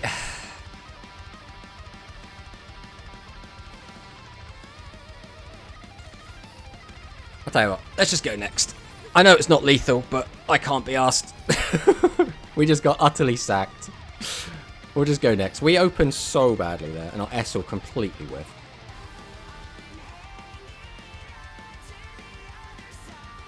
It's funny as well, we finally got to go second and have Essel in hand, and it was utter dog shit. But it is what it is. Hopefully we'll get into a real game this time. Fingers crossed. Already we have seen, though, that this deck can be extraordinarily bricky, right? Already we've had hands of just, like, a load of tribute monsters. Which does make me think... Now, obviously, you know, we've only just started playing. But our first impression is that this deck winning a lot might be down to players getting a little bit lucky. Because, I mean, it seems like you're just as likely to open a pile of bricks as not. Okay, we're going second, which again is not really where we want to be. We still want to be going first, ideally, and we don't have an Essel, which is typical.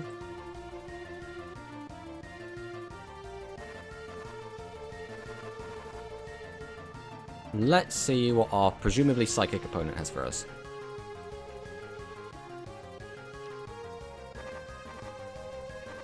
I swear Red Eyes is more consistent. The problem is it will have the exact same issues, right? Of... you still have to play 7 bricks in the deck, right? So I don't... like, I'm not saying it's not. I'm saying on paper, I don't see why it would be any different. I don't really want to lose this, but I think I'd rather keep the Kyberman. No idea, they haven't played it enough. Yeah, I mean, testing will reveal the answers in time, right? Activate the Rhythmical Performer, doesn't get the +1, and has moved the Jap check, which is pretty good for us so far. We do not mind having Zeus in the graveyard. Tributes 2, summons out the Can Melody. So now we could just automatically beat the set 3, which kind of sucks for us, but like, we can't do anything about this. I mean, you play 3 Mega, 3 Normal, and Red Eyes Black Dragon.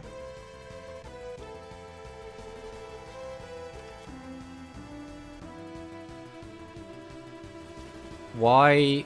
So my question then was, why would that be any more consistent than the Blue Eyes version?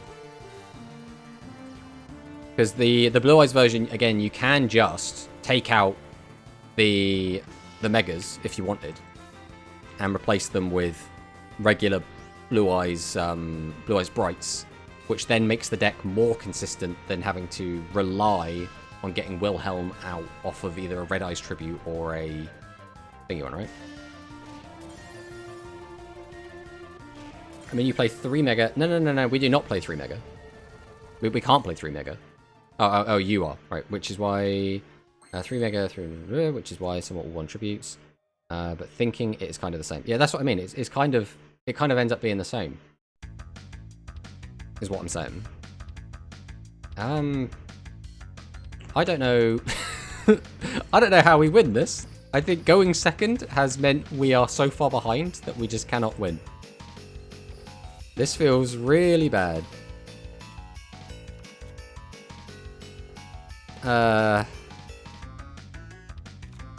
Alright, we're going to start with this, because the mill from this potentially could be a Blue Eyes White Dragon, which kind of sorts us out.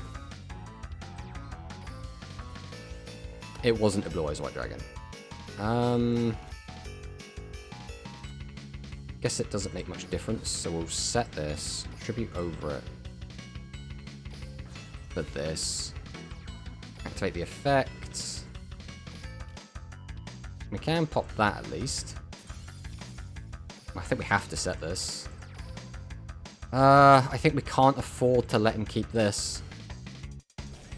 Chances of him being able to turn this on should be very low. I think it's the best we got. Alright, let's see what our opponent has for us. I'm not really a big fan of being on 2,000 life points. I mean, I don't think there's anything we could have done to change the situation. I think no matter what, we were always going down to 2,000 life points. Like, the only other thing we could have done is tribute summon out like a Wilhelm. Which, like, doesn't make the situation any better. In fact, if anything, we lose more life points by doing that. Ah, bro is cracked. I mean, he's gone through 14 cards of the deck, so finding double Candy is not, like, this, like, big crazy thing, but, like, I would still prefer it if he didn't have it. Because if he didn't have it, we'd have an okay shot here. But with it, I think our chances of winning are basically going down the toilet right now.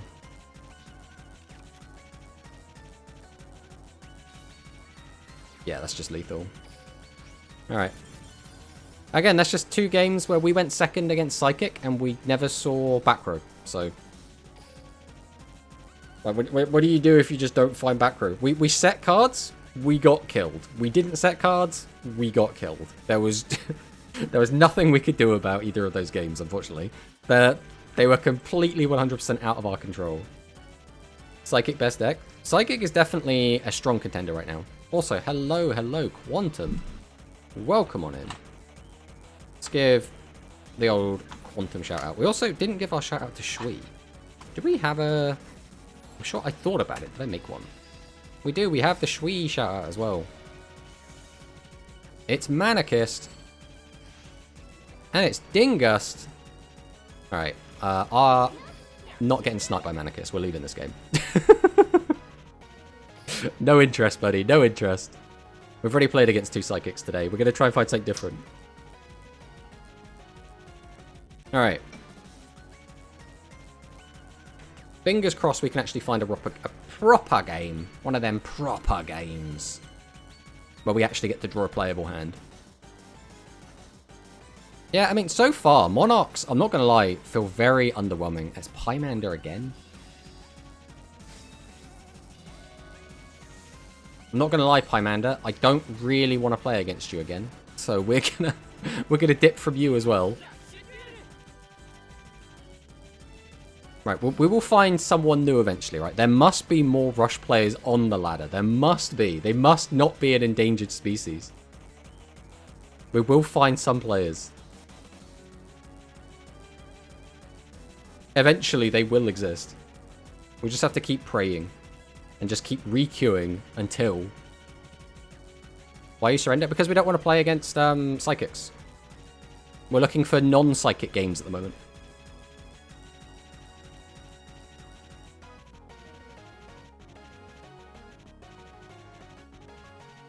Kind of endangered right now. Speed PvP event going on right now. Yeah, I had a look at that Speed PvP event. It didn't look super interesting.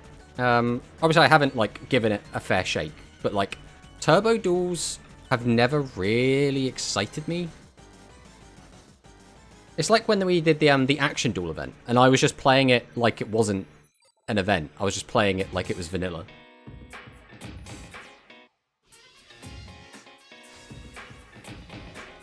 Fleur skill, let's go. I mean, yeah.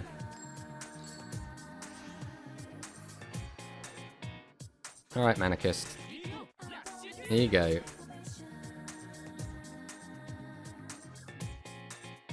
Oh man, why is there no...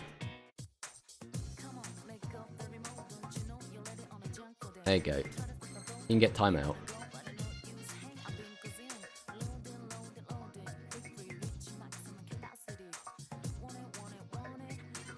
Alright, now, this hand also sucks. Do we have, like, any... Oh, bro, I'm really struggling with these decks, man. Like, these, we have bricked so many times.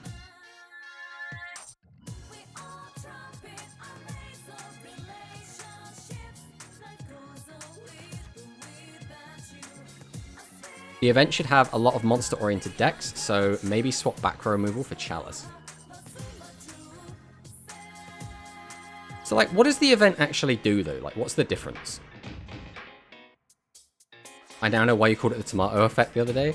I mean, to be fair, again, we're playing a deck that's known for bricking, so, like, this isn't anything, like, crazy, right? If we only had, like, 4 boss monsters and we were drawing this, that's when we'd be like, that's the tomato effect. This is just par for the course. Only 5D's characters. Ah, I see, I see. Which means I couldn't even play my deck if I wanted to. Jesus. Yeah. Out he comes.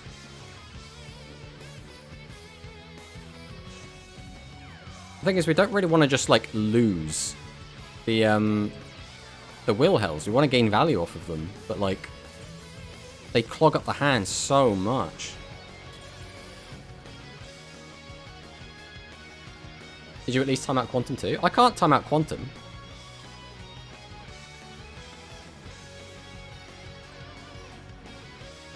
Also, I timed you out for like 10 seconds, Manicus. You'll be fine.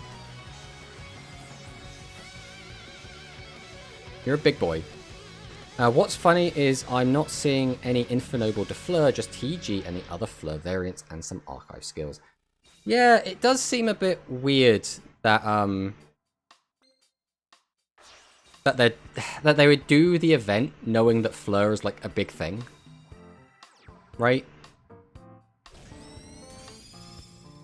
It reminds me of in Master Duel. So I spoke to Shui about this earlier, but when they started doing events in that, and then people would just play the it would be like, oh, you know, fusion only event, and then people would just, it's always trap cards 100% of the time. We can pop this. Again, we lost the 50-50. Right, we'll activate this.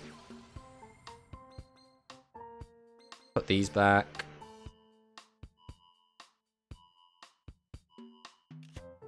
Reduce the attack of this. Alright, we'll go for the attack. We're already a bit low on life points, but like, I feel like I've got to put pressure on somewhere. Otherwise, we're just not going to be able to win this game anyway.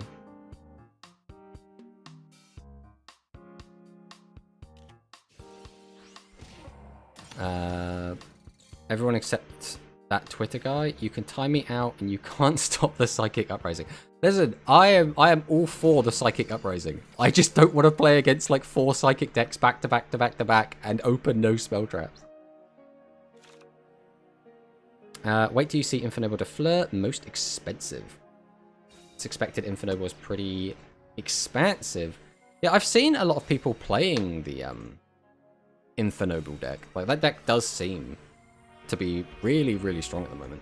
It's one of those things where, like, I always try to keep my ear to the floor with, like, the speed stuff that's going on.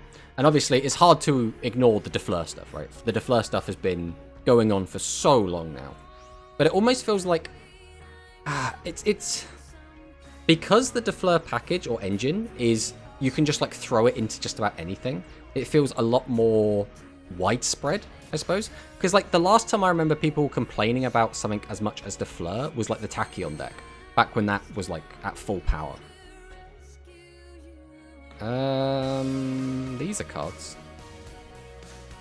Can't use that. So can we have lethal? It depends if we get the 50-50, I guess. Right, we're going to Blue Eyes Ring. I'm actually going to put back Negate Attack. See if I get hard punished for this. Alright, Kyberman, grab that.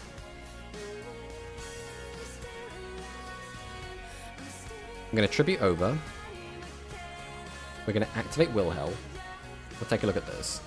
Oh, just give me a spell one of these times! Alright, Tribute over. Activate Wilhel, the Mega Monarch.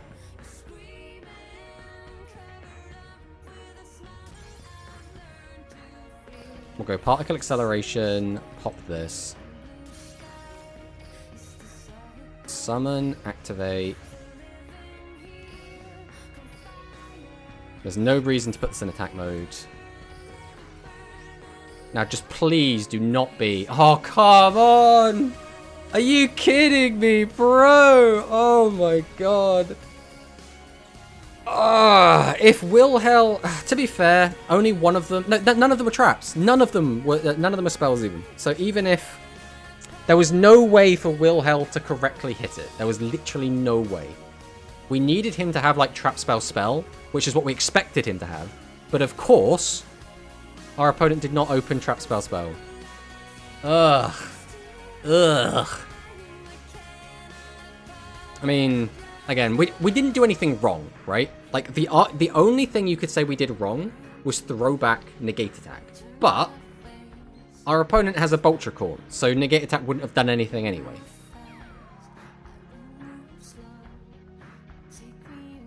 How are we still alive? We're only taking 11? So our opponent's trap card should all be gone. It's basically Recital is the only thing he's going to have left.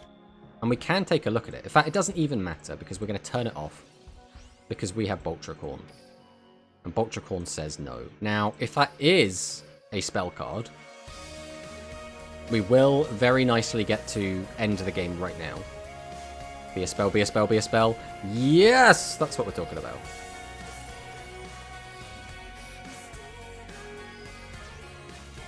Okay, never punished. Everything's fine. Wait! I don't know how that happened. I don't know how that popped. Yeah, Rank Referee is 100% right. The only way we survived that game was because of this song. If it wasn't for Mirror's Edge, we were dead. That's just all it came down to. Let's take another look at the chat real quick. We'll try and catch up. Wait to see Infinable de Fleur, most expensive. Infinable. I have all Infinable cards at 3 instead of its structure. Okay. I always make a joke saying me and my 5 Infinable Chads lol because there ain't that many of us. I mean, Infinable's a really cool deck, I still think. Sharks are the best speed deck. Sharks are definitely up there, 100% up there. Get the structure deck 3 times. Get the extra deck in your set. Resonator, 20 win streak, no sleep.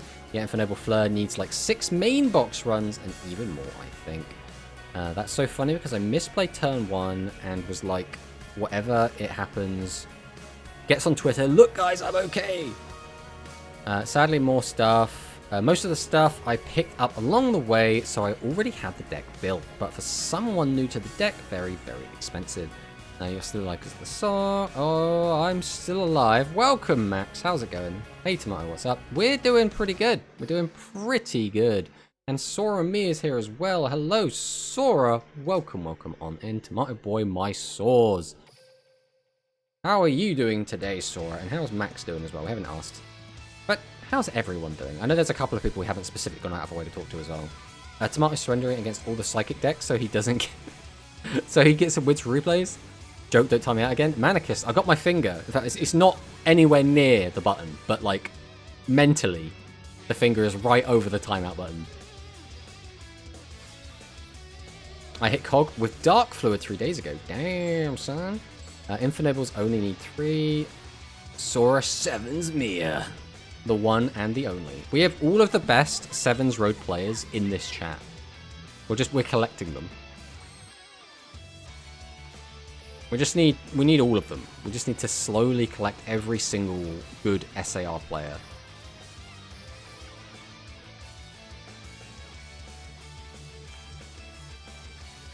You need Infinable Box times 3, Striker Box 3 times, Structure Deck 3 times, and all extra deck staples. I'm so glad he didn't kill our board, because we would be in such a bad spot. But now, potentially, we're actually kind of okay. Alright, so is this the turn it's normal summoned? It is. That's a shame. We could have done something fancy. Alright. So we'll tribute over, summon out the Wilhel. Wilhel's effect, we'll take a look at a back row. It's a spell card! Victory! Okay, now, I think are we just summoning out Blue Eyes? I think we are, right? Tribute 1, Tribute 2, Blue Eyes White Dragon. Summon Essel. We're going to activate Essel, because I just want more cards in. We milled Buffeted Slime and Negate Attack. The best mills of all time. I wanted more monsters in graves, so we're like, oh, we'll click button. And our opponent has Negate Attack as well. Alright. Swing. Now, if we get his Negate Attack here, that's still fine. Like, getting rid of the Negate Attack, good. But we have no trap cards left in our deck now, so we're in a pretty vulnerable position. Grab Prismatic Stardust. Way. Oh, okay. Don't really give a shit about that. Okay. Straight into Wilhel. Tell you what, I don't actually give a shit about Wilhel, so you can have that.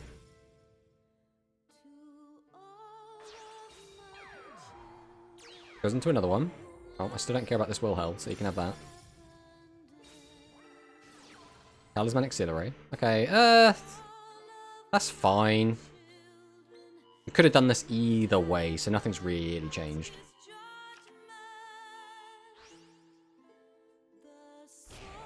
So we still have our TSA, so we should be able to out this no matter what we draw. Oh, would you look at that? How do we want to play this? We can't lethal him, but we can get him damn close.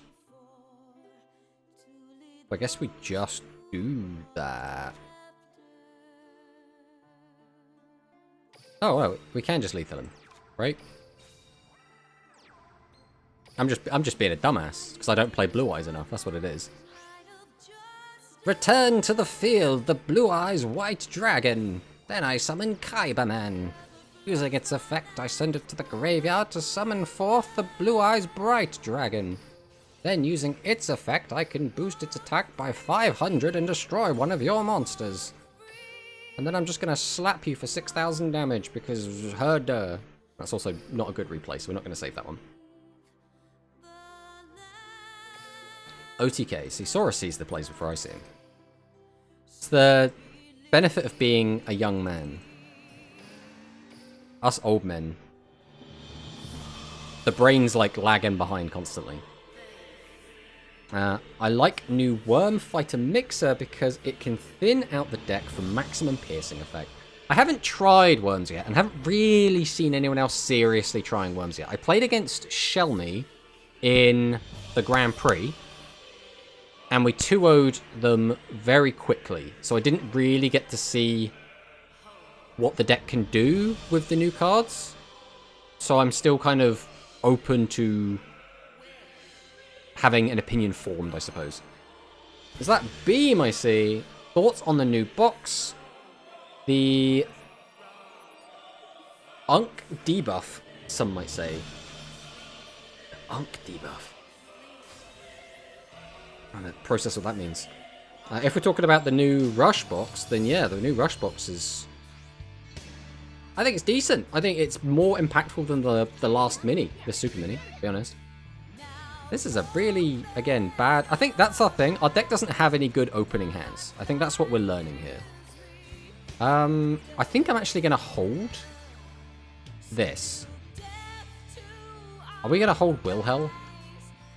I don't really want to hold Wilhel.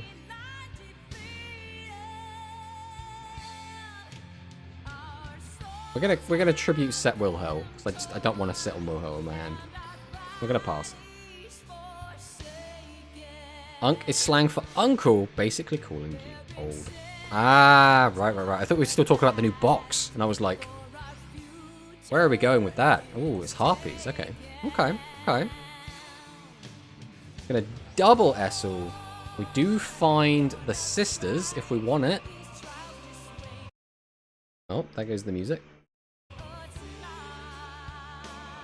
And now I play 3 field spells, 3 fighter mixer, and less traps. The deck is faster now for me. Nice. I only got 1 mixer the whole event, and 29 primal howling. That is rough. Although if you're not planning to play the deck, I suppose it doesn't really matter. Because one thing I have noticed, Sora, is that you tend to play one deck like really hardcore, and then you'll like dabble with other decks. That seems to be your forte. So maybe it won't matter too much for you. What does Monarch do? I'm trying to work that out myself, you know. Now, Monarchs is... The whole point is that you can get free value off of Little Wilhel for popping spell cards. The other one, the Mega Wilhel, is very awkward to use unless your opponent is already low on resources. But it can be really good. This hand actually seems kind of cracked, right? We can try and pop that, use that to get back another one. So it'd be normal, that. So I just have to get rid of one card. We're not going to have enough cards in graveyard, so we don't need Siesta Torero. So we'll go Blue Eyes Rain. We'll get rid of Siesta Torero. Reveal Kaiba. That does actually make things a little bit awkward, though, because without Siesta Torero, I now can't clear both of these. That's probably a mistake. And also, he does have a spell. Yeah, so we're fine to do that. Right, we'll go Zeus.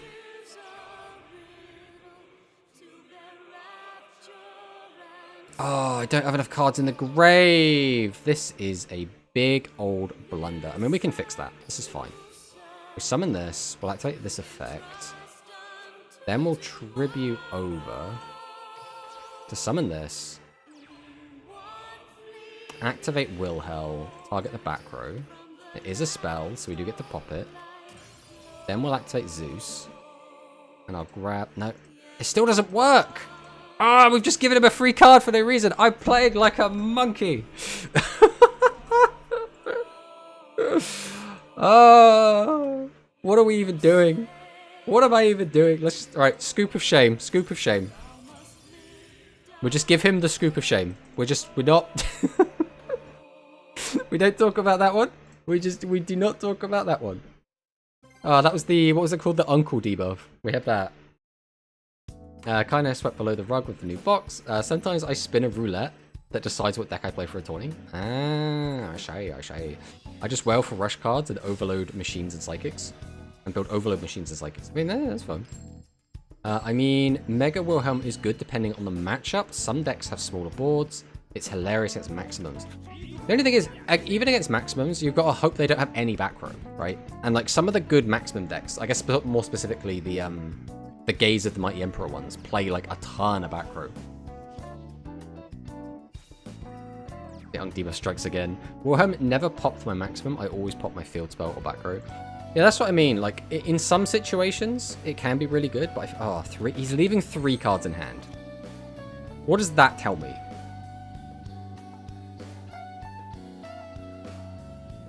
How on earth do we approach this matchup when we know he must have 3... Like, he's got to have a Doom Metal play in hand already, right? Like, why else? I think we have to just go full defensive. If he's mind gaming us, then he has already won this game. Because we're playing right into his hands, but... He has a maximum in hand. Yeah, he just summons out the Royal Rebel Max. Okay, flips up Essel. Don't really care about that. Also get to know the hard way that you can only pop face-down spells with Wilhelm. Yeah, it's a weird one. If you feel like it shouldn't necessarily be like that. Death in Requiem. We are going to just cheat out another guy. Go straight to battle. Swings in. I mean, that's fine.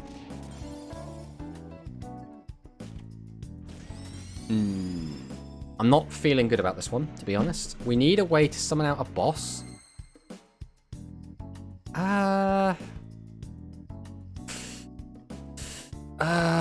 It doesn't really solve our outstanding issues, is the current problem.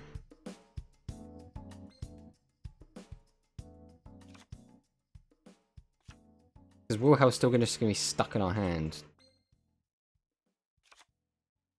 We have to summon this.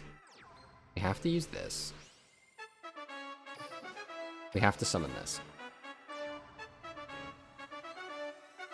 No matter how I do this, he gets to keep... I guess we just have to do this. I think we have to go Siesta Torero.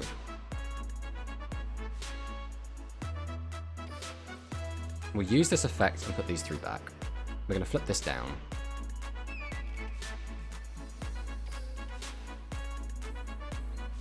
I don't want to tribute over that.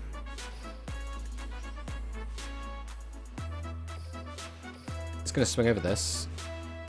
And swing over this. So, we should be kind of okay. We'll see what he does. Yes, it's called Doom Metal, and Invasion and Heavy are the L and R. There should be a minimum, a maximum for all characters in Rush and Go Rush, but in... So in the anime, they kind of treat it as Like, there are maximum players, and then there are non-maximum players. That's kind of how they treat it. Like, they're like different breeds. Okay, so here comes Doom Metal. That's fine. Set. We just go straight to combat. I mean, I think we have to just take this. I'm not happy about it, but like... Now if we have 12 on the board at any time, we can just die. We have no way to shuffle in right now. That effect doesn't work. This really sucks. He doesn't have any back row, so he can't mill for Vulturecorn.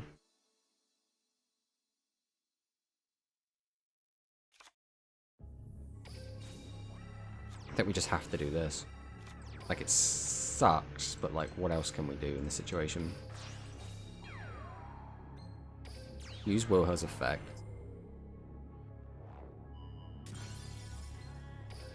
We'll go TSA. Put all 4 of these back. Weaken this. Set. Battle. Swing over this. Okay, 1200 life in a dream. How do we die? We die if he bounces our slime. That is our current lose condition. So if you could really just avoid my slime, that would be really helpful. So far, so good.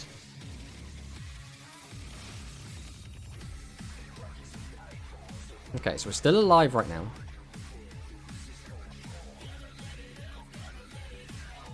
Did he not use Shadow by his effect? He just chose not to.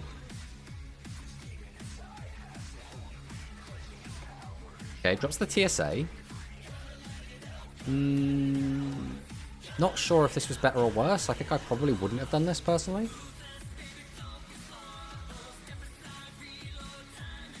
Devil Trigger, oh mama. No, we're not playing Aquas yet, Sora. That's later. Did Tomato finally find a way out of bricking? There is never truly a way out of bricking. There is merely accepting the brick.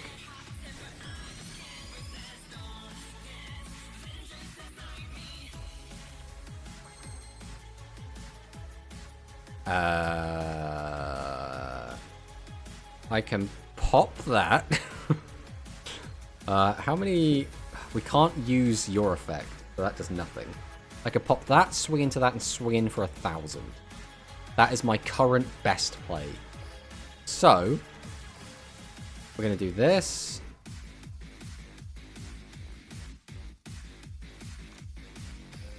I think we set this.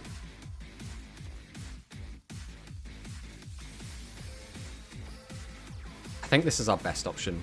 We still can just die out of nowhere, but like I think this is the best hope we've got.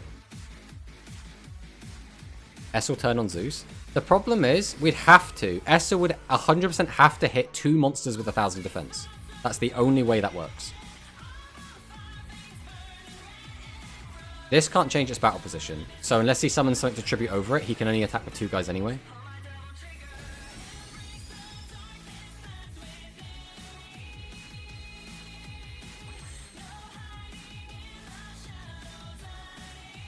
How do we want to do this? We can pop both the back row. We can summon out a boss. If I get rid of that, I can summon. That goes into a thingy. That can clear the defense. The 2,000 goes over that for 100, and then we can get him for 3,000. Yeah, so we just have lethal. We just win. So I'll put this back into the deck, reveal this, add this to hand. Then we'll summon out Kyberman. We'll tribute over Kyberman. Activate Wilhel. Take a look. Yeah, I'm popping that. Then we're going to go Particle Acceleration. Oh no, we're going to be a card shy, aren't we? I forgot that we have to discard for Tribute to the Doomed. So it's not lethal.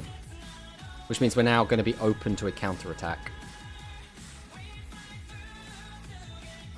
Ah, that's annoying. There's no way to get it even remotely close to lethal then. Ah, we're just one card shy.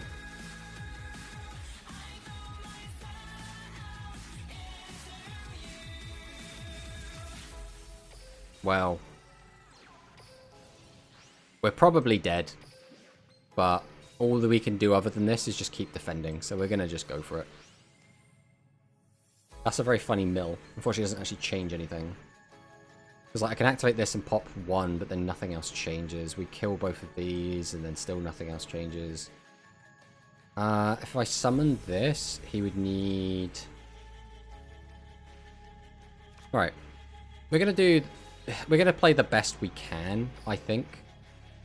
Which is going to be clearing out both of these, lowering the chance that he can get off a Doom or Heavy Metal effect. But he's got 2 cards in hand, so chances are we're dead no matter what. Ah, we were so close. We were 1 card shy of lethal. Just 1 card shy.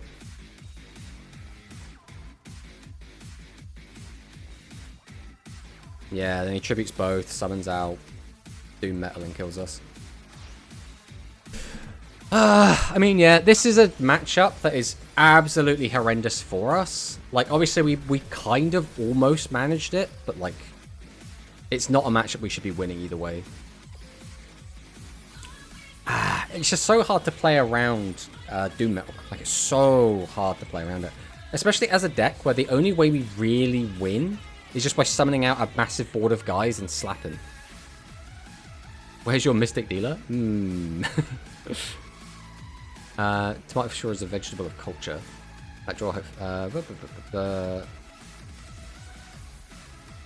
You can't use Burst Stream. So if we used Burst Stream, we couldn't kill, was the issue. And we sent Burst Stream back to our deck in order to do our play. If we had used Burst Stream, what could we have done?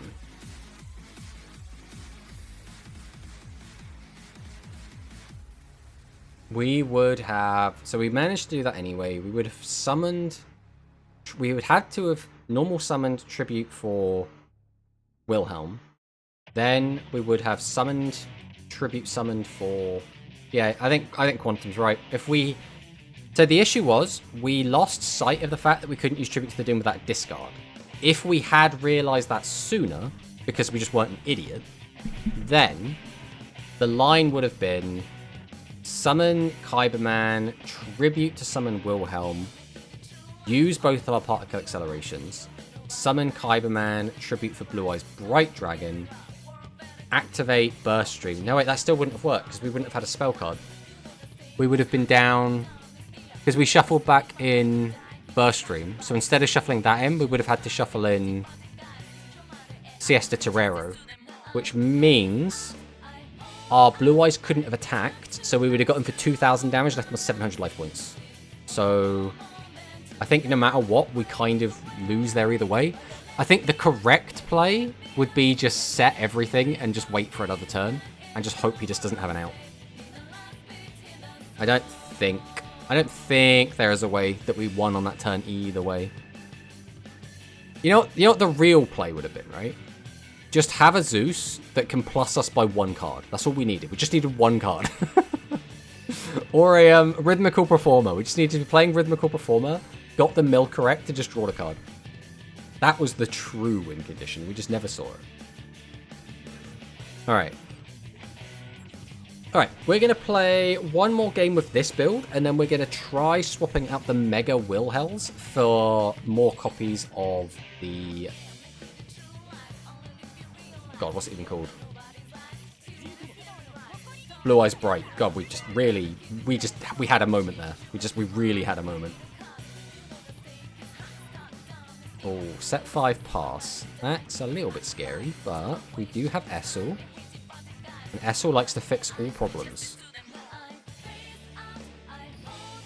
Yeah, we'll take a Wilhelm. I think a Wilhelm here is pretty nice.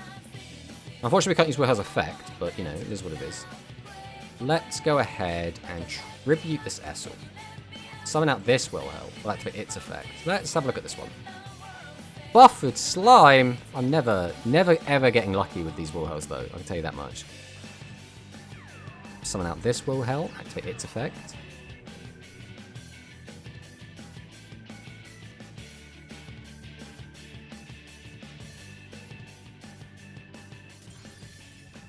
Then, screw it, we're gonna get rid of his buffered slime, I don't want to deal with it. Get out of here. Go to battle, swing! Swing!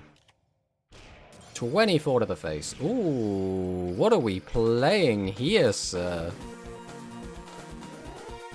Oh, this is a banger from my childhood, this is. So, we're playing Mixer, and we're playing Rhythmical Performer. So this is going to be either the new worm skill, or the, like, crafting Blistopia one, whatever that was called. You should have summoned Candy to add a card. Ah, that was my big mistake. Is that Constructor Battle a big roller? The Monarchs are Cyburst. Yes, they are. It's very strange. Behold my Cybursty boy.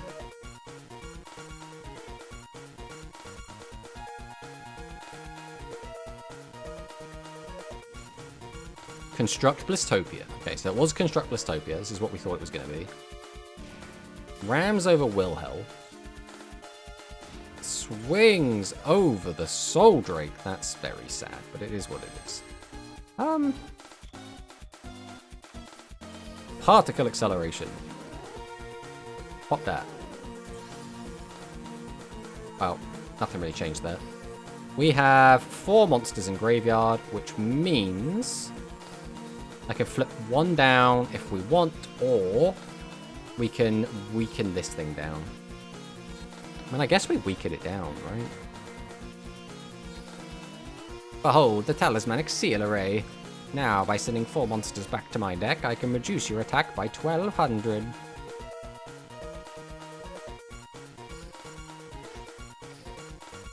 To battle. Swing. Swing. Swing. Got him down to 1,000, which feels quite nice. That's what he does here. None of the Cyburst looks like Cyburst. Yggdrago is a big worm with wings.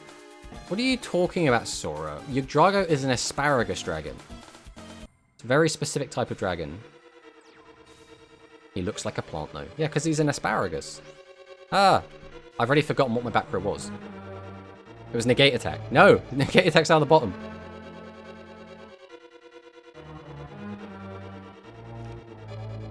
Is our opponent, like, hyper bricked up? Because we have lethal on board. Oh, no, we don't. We do not yet have lethal. Because we do not have 3 monsters in our graveyard. He does scoop, though. Okay. Alright, let's try swapping out the Mega Monarchs. And let's try putting in the Blue Eyes Brights. And see if that changes anything. See if it changes our opinion. Because so far, the deck is, like, fine. It doesn't feel crazy. It doesn't feel like we've had any, like, redunculous games so far. But the hope is... maybe... also, one other thing we do want to try, actually, is reducing the number of spell traps, ideally. But, like, it's really hard to take any out. Maybe we can take out the Talismanic Seal Array. But even that feels kind of bad. I think we're going to try it, though. Put another one of these in. Alright, let's see if this feels any better. So I did see, there was a list that did top a event. Or it like did okay in a point battle, basically. And they were only playing 6 spell traps. And I'm like, that's kind of how we used to play the old Blue Eyes list, and that worked okay.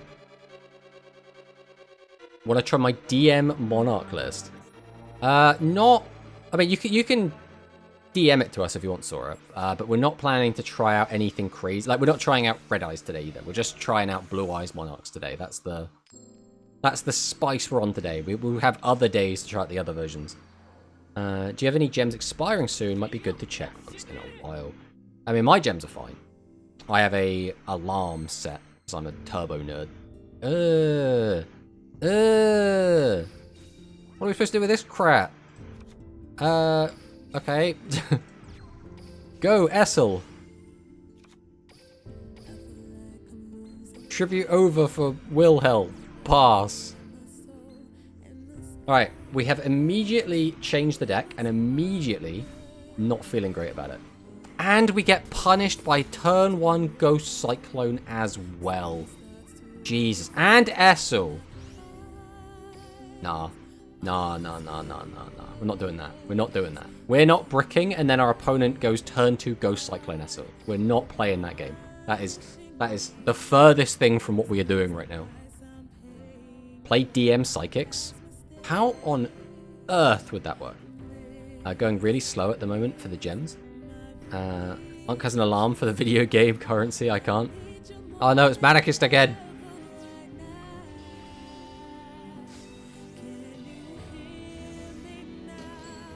Alright. Do we just scoop to Monarchist again? Because it'll be funny. That's the question. Do we just scoop again?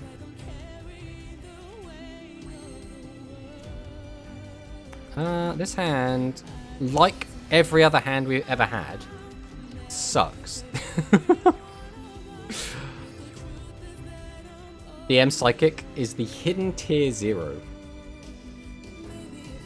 Oh no, the new 7 Sesso Guild Master. Oh, Guild Member.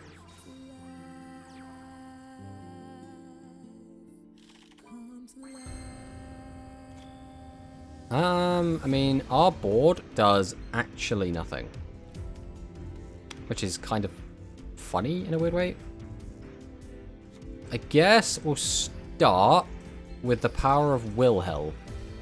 And for once in his life, he will hit a spell card. We've hit Buffered Slime. So many times. We never hit spell cards with it. We just never do. Statistically, it should hit spell cards a lot. It just never does. Alright, Tribute 1, Tribute 2. Summon out the boy. Activate his effect. Summon out Essel. Just get a battle. We'll just swing with this. Goes to the Buffered Slime this early. Okay. Oh, we'll just pass.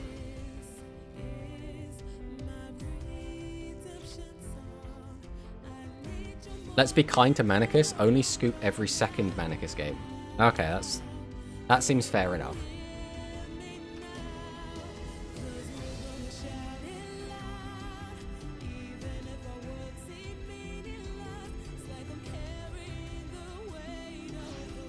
Tributes 2. Summons out SRM.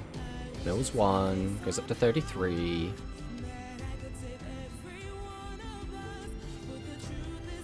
Activates TSA. Aha.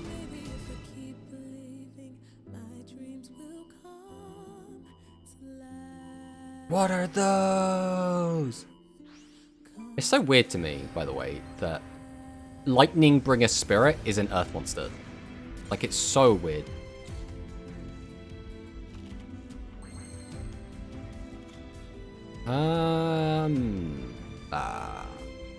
We'll go Essel.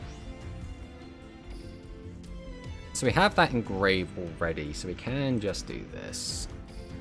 We'll go Soul Drake, activate. Send 1, 2. Summon this out. Arguably, that was actually kind of stupid. Because I don't have access to another one. Yeah, we're playing a really weird way today, but that's fine. It's whatever. We're not really playing to win, are we? We'll set this. We'll tribute over this to summon this. Activate Wilhel. Yeah, I'd love to pop that. Then we'll go Particle Acceleration. We'll pop that one. Activate. Go to battle. Swing. And we still missed the negate attack, bro.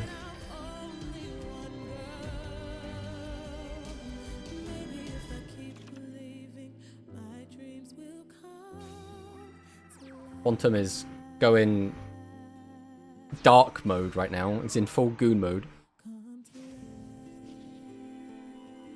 Man, we have been so like, to be fair, like we probably shouldn't have gone for the does it make any difference? we wouldn't have been able to clear anyway. So I guess this was still always the play regardless. No, I don't think we made any misplay at all then, really. We just got unlucky that first off Monarchist opened Slime and Negate Attack, and then we just missed the Negate Attack on the 50-50.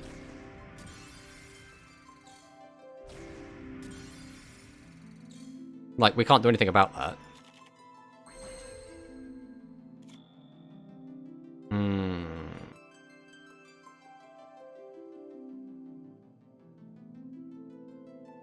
I think we're just dead, right? I think we've just been sacked into oblivion. There's nothing we can do. Which is a shame, but, like, it happens. There's no reason to do this. It doesn't actually change anything.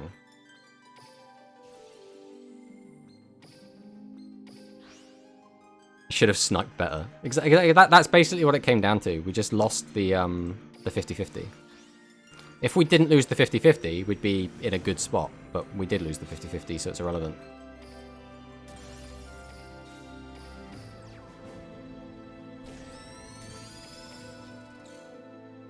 And that's all we got. Ugh. To be fair, you should attack after Slime to see the delay. That is extraordinarily wishful thinking, though. That is like... Why don't you just do absolutely everything and have everything go the right way? Like... It's like we have the cards to get out of our hand. We can't just, like, do nothing and then just swing and then just hope. Especially considering we're playing against 7's Axel Road. I mean, that's just death. If only Big Wilhelm was here. I don't think Big Wilhelm changes anything. Because we still wouldn't have been able to clear his board anyway. Yeah, that literally just came down to, we just got unlucky. That's all that was. That was literally, we just missed the 50-50 on the negate attack. Nothing we could do about that.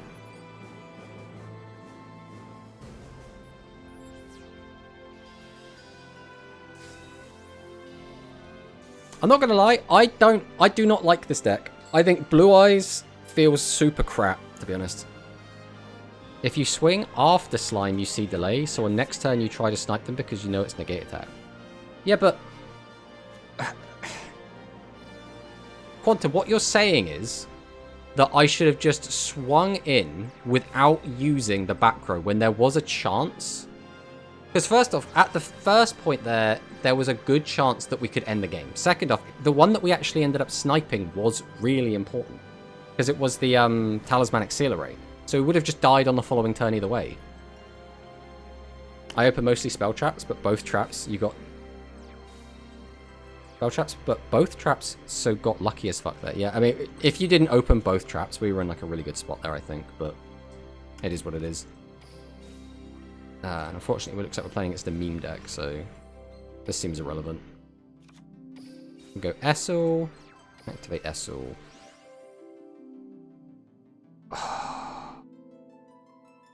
That's actually a really hard choice. If I take this, I can pop both the back row. If I take this, it's a Blue Eyes White Dragon. It's got to be a Blue Eyes White Dragon, right? I think we actually hold this as well.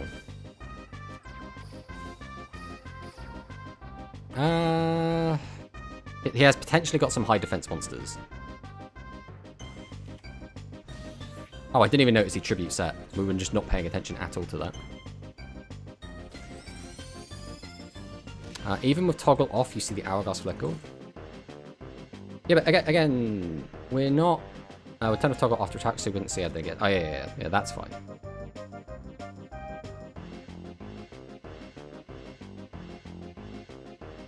Oh, yeah, we always pay attention to the flicker. Like, that's all fine and dandy. The issue is that if we hadn't popped the TSA, like, our guy still loses, like, 1600 attack, right? So we just die on that anyway. So it's like, I feel like it's damned if you do, damned if you don't.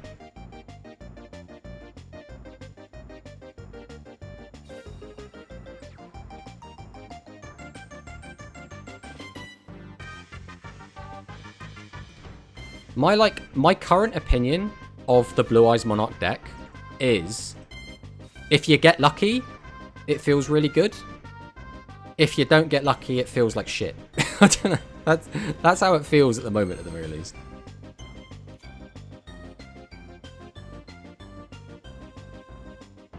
Alright, we'll activate Essel. We'll go ahead and tribute these two. Summon this. We will activate Blue Eyes Bright. And we'll destroy this. Then we can summon out Zeus. Activate Particle Acceleration. Pop a back row. We wanted to hit a spell card, but I guess it doesn't really make much difference. Pop this. I want to hit spell cards! Oh, we had the third one. In my mind, I was like, is it going to be another trap card? It's another trap! Bruh. If I pop one of these, there's like... Alright, let's go for like the very, very slim chance we can end the game. Let's not do that one.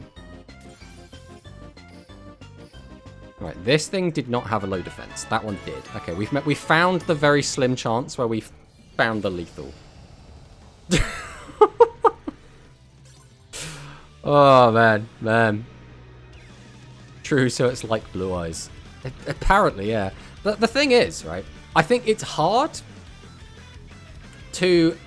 Because, like, looking at the data, right, the deck has been performing okay, right? It got a top 4 finish. I mean, to be fair, this is... Is this Bismuth?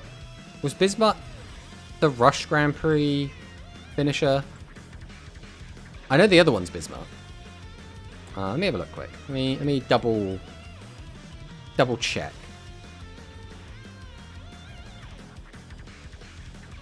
I want to just check the standings real quick. We go to the brackets.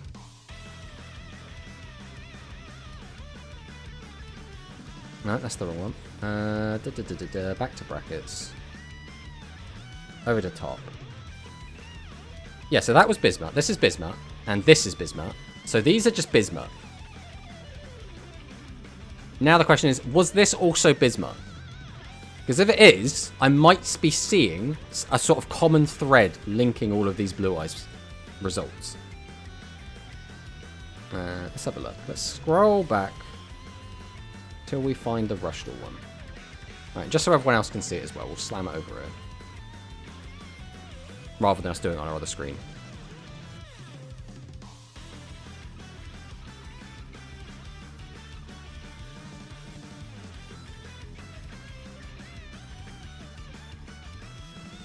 Okay, so this one wasn't Bismuth. I can't remember who was playing it, but it wasn't Bismuth playing it here.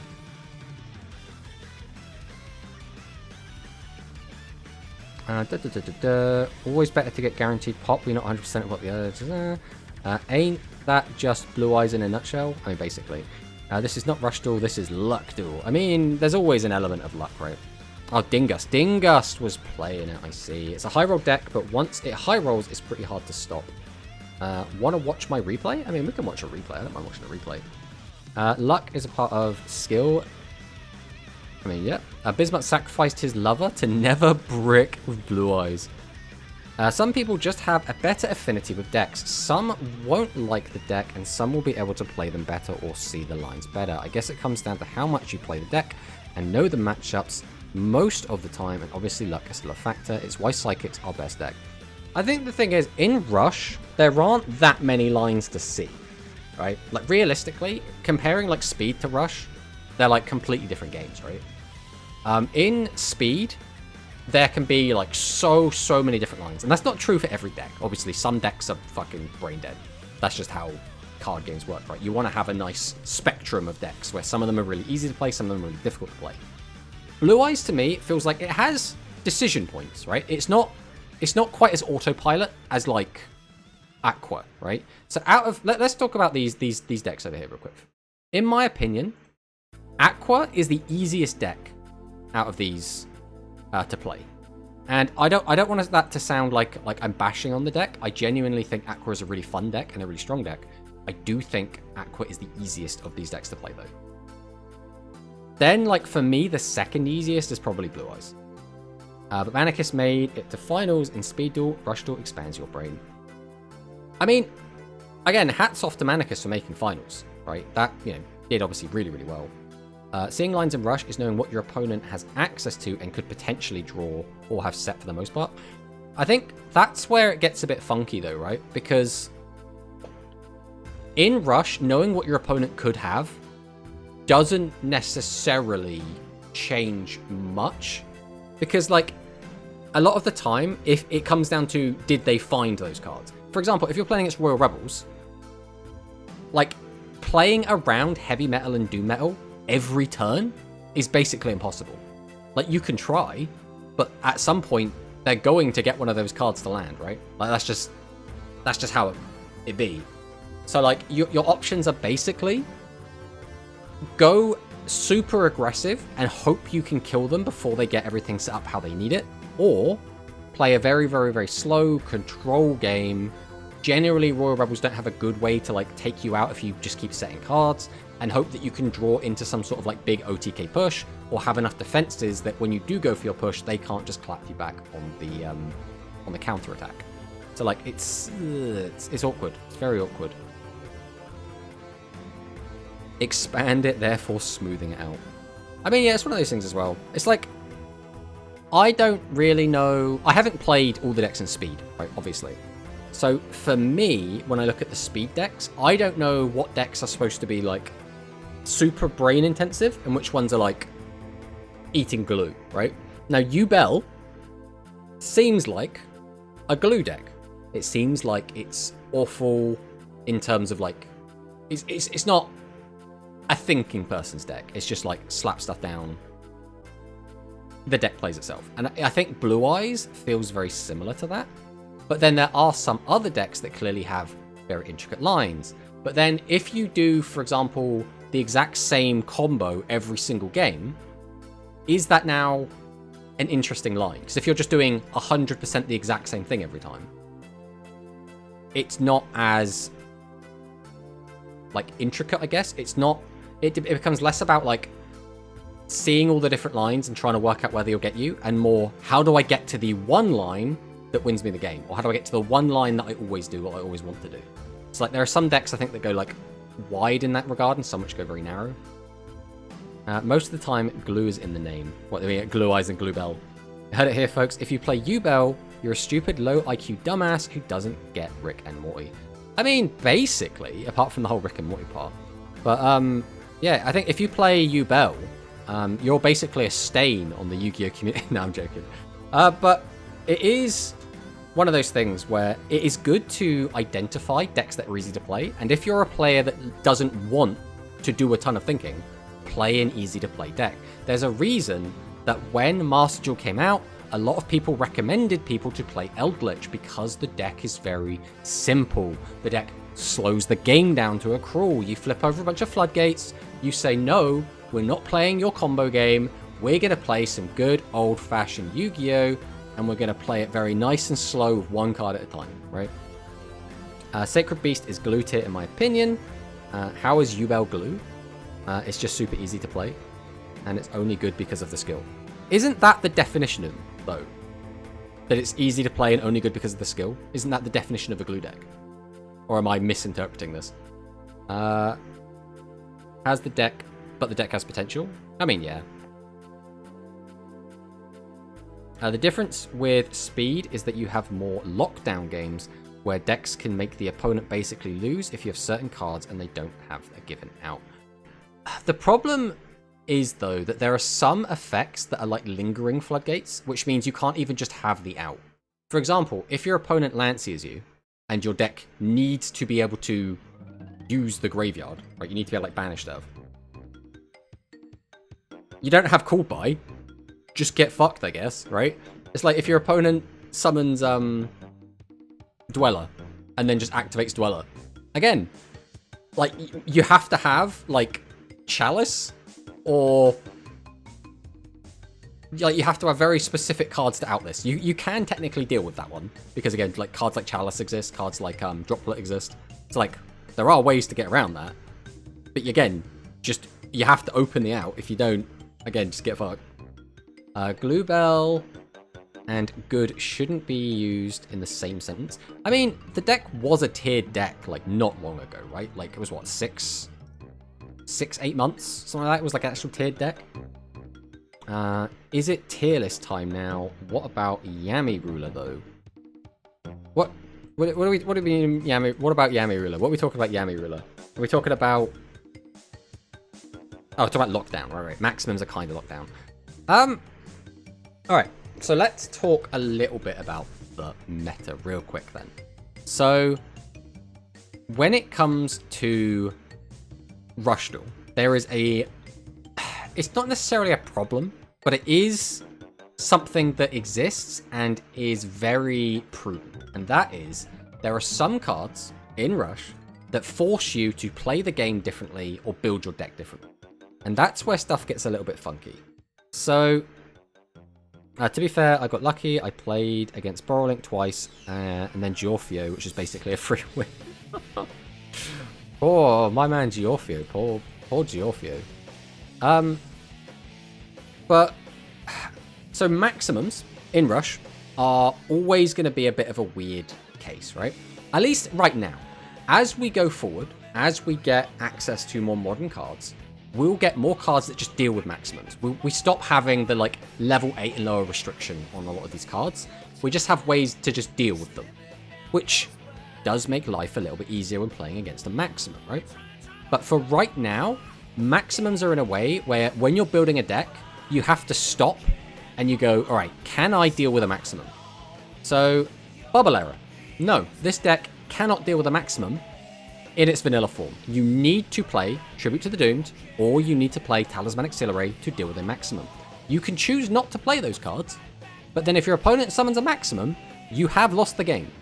So you're now in a situation where you're being forced to play these cards and you don't get a say in it.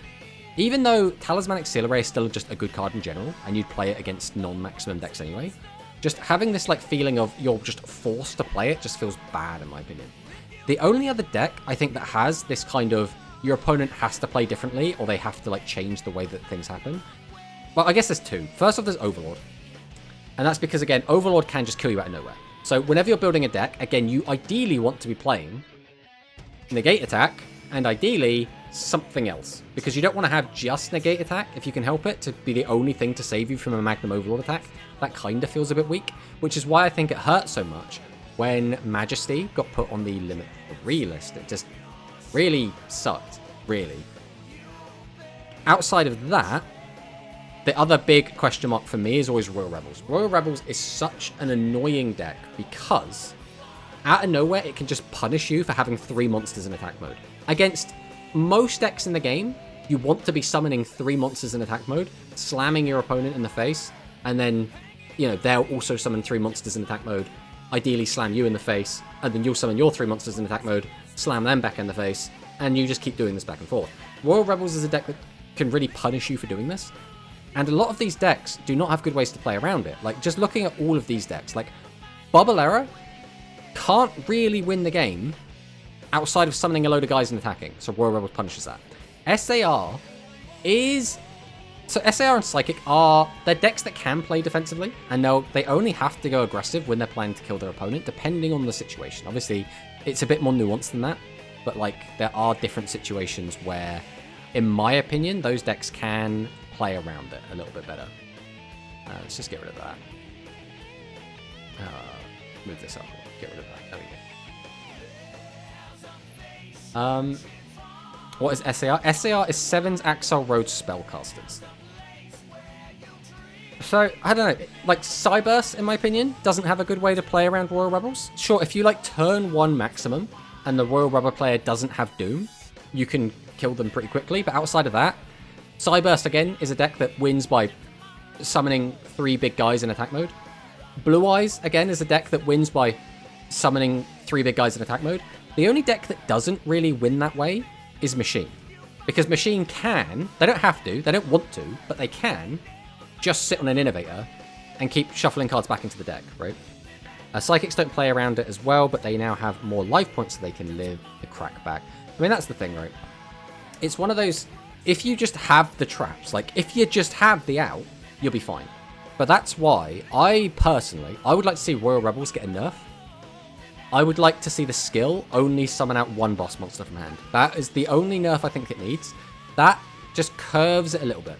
Because right now, whenever I really want to try hard, you just play Royal Rebels, right? Like, Royal Rebels doesn't actually have a losing matchup.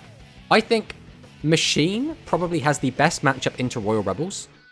And that's like at most 55 to the Machine, 45 to the Royal Rebel player. Royal Rebels has so many winning matchups. And again, it's not infallible. You can still brick. Your opponent can still play around it in a lot of interesting ways. You could just not find what you need or be forced to make a play you don't want to make. Royal Rebels are not infallible. They're not unbeatable. Otherwise, you know, they'd be winning everything. But it's very frustrating to play against. And it is, again, does have a favorable matchup into most decks. Royal Rebel versus Security Master is very annoying. I mean, I can understand that. But yeah, that's kind of how I feel about that. So, in terms of, like, lockdown and not being able to play the game, even Yami Ruler feels like it's way past its prime. There are so many ways to cheat monsters out now, right? That, like, Yami Ruler doesn't even feel super impactful. I don't actually know how much Yami Ruler affects a lot of the decks that are in the game right now. Like, it's so weird.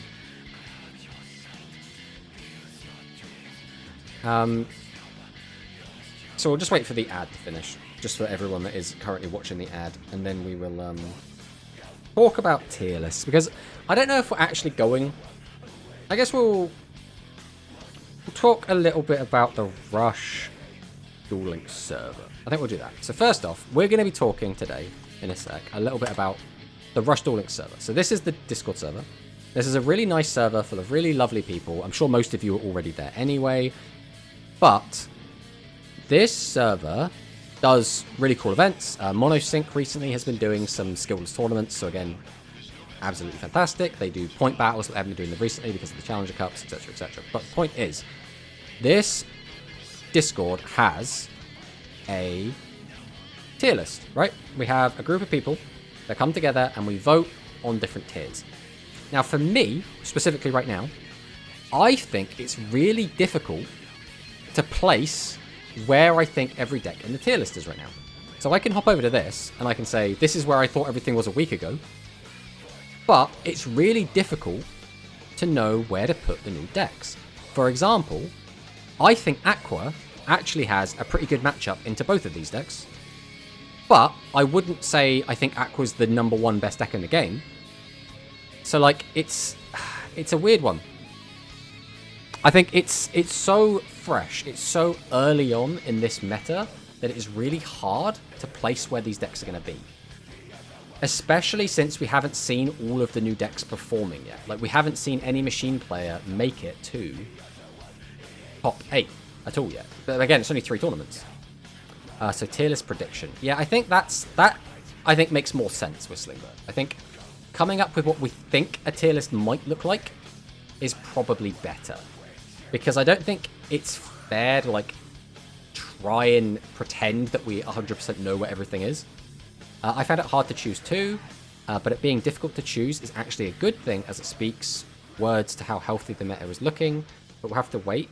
The thing is, I don't think it's difficult because I think all the decks are close in power. I think it's difficult because I literally don't have enough information to make an informed decision. I think if I was to try and tell you that I concrete think this is the best deck, this is the next best deck, this is the next best deck, I would be lying, right? Because I just don't have the matchup details. Like, I haven't tested all these decks enough myself. Even if I have tested them myself, if it's not the competitive environment, does that testing actually mean anything? It's not an easy one to do. So right now, I would see. It seems weird to put anything up here, right? Like I could just do something like this, right, and be like, these 2 decks are doing really well right now in the 4 tournaments we've had. Therefore, they're both tier 1 decks.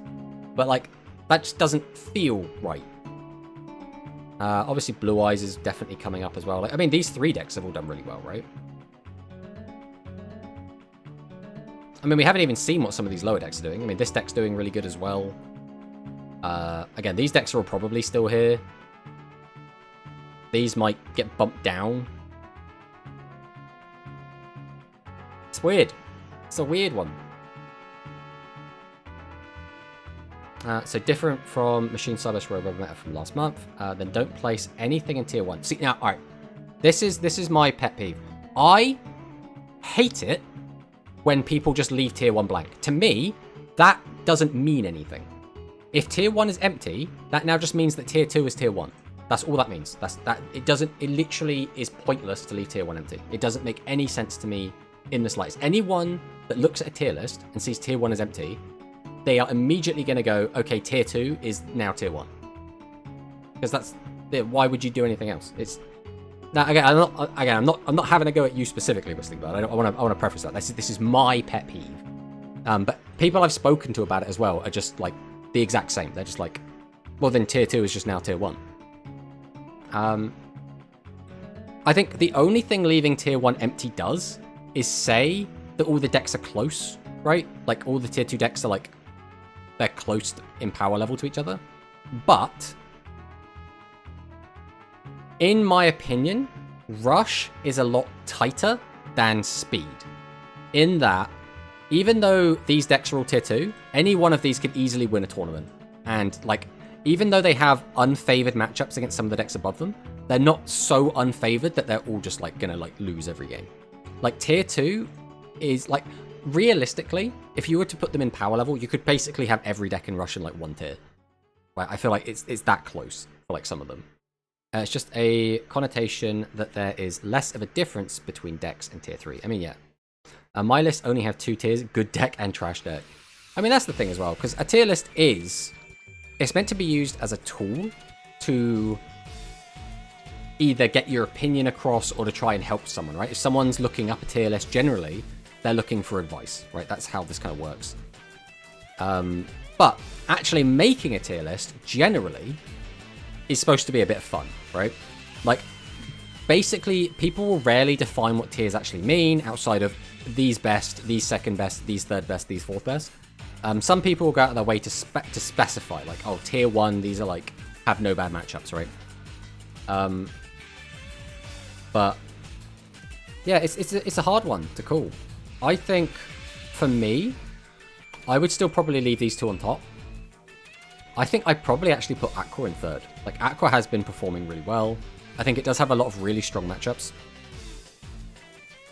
But would I put Aqua in tier 1 next to the big boys? I mean, maybe. I think Blue Eyes is definitely a step down. I think SAR does feel weaker than Psychic, in my opinion. I know that there's going to be some people that are going to very much disagree with that. I think we probably knock this down a peg. This still feels like a good... All of these decks still feel good. Like, really good. I mean, is that it? Is that where I see the meta? Is this my meta prediction?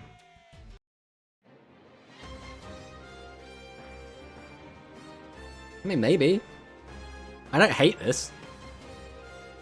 I also don't feel confident in this, but I don't hate this. Now, how about a tier between 1 and 2 called New High Potential Decks? I mean, you could, but then I think you could just put everything in there. Like, the only other thing we haven't really talked about is this. This is probably going to be like... I think this is going to be down here. And the reason being is this has, like, a couple of really good matchups, but a lot of really bad matchups. I think as long as the meta has a lot of level 8 decks in it, I think Mirror Gaze is going to be in a bit of a weird spot. What are the ones at the bottom? Oh, this is just, like, other stuff. I wouldn't worry about it too much. The only other deck you can't see is this boy, the old Metagears. The mechanics of Rush and the simpler card designs make it so decks are always still able to compete at most points in Rush life cycle. Obviously, newer cards will have more favourable effects, but decks don't fall out of playability as easily. Also, when older cards get newer support, they can also shoot back up into relevancy, thanks again to card designs. Royal Rebel is a good example. Yes. I will say, though, that happens less than you might think in the physical game. So, for example, Beast Gear was like kind of a bit mid when it came out, and then we got a load of brand new support for them, and they still didn't really take off. Like, even with the new Beast Gear stuff, Beast Gear still wasn't like popping off. It wasn't like being anything super crazy. So I will say, not all decks are created equally. Some of them do get better support than others. I think the case with Royal Rebel is the deck was always close to being really, really good, even when it first came out.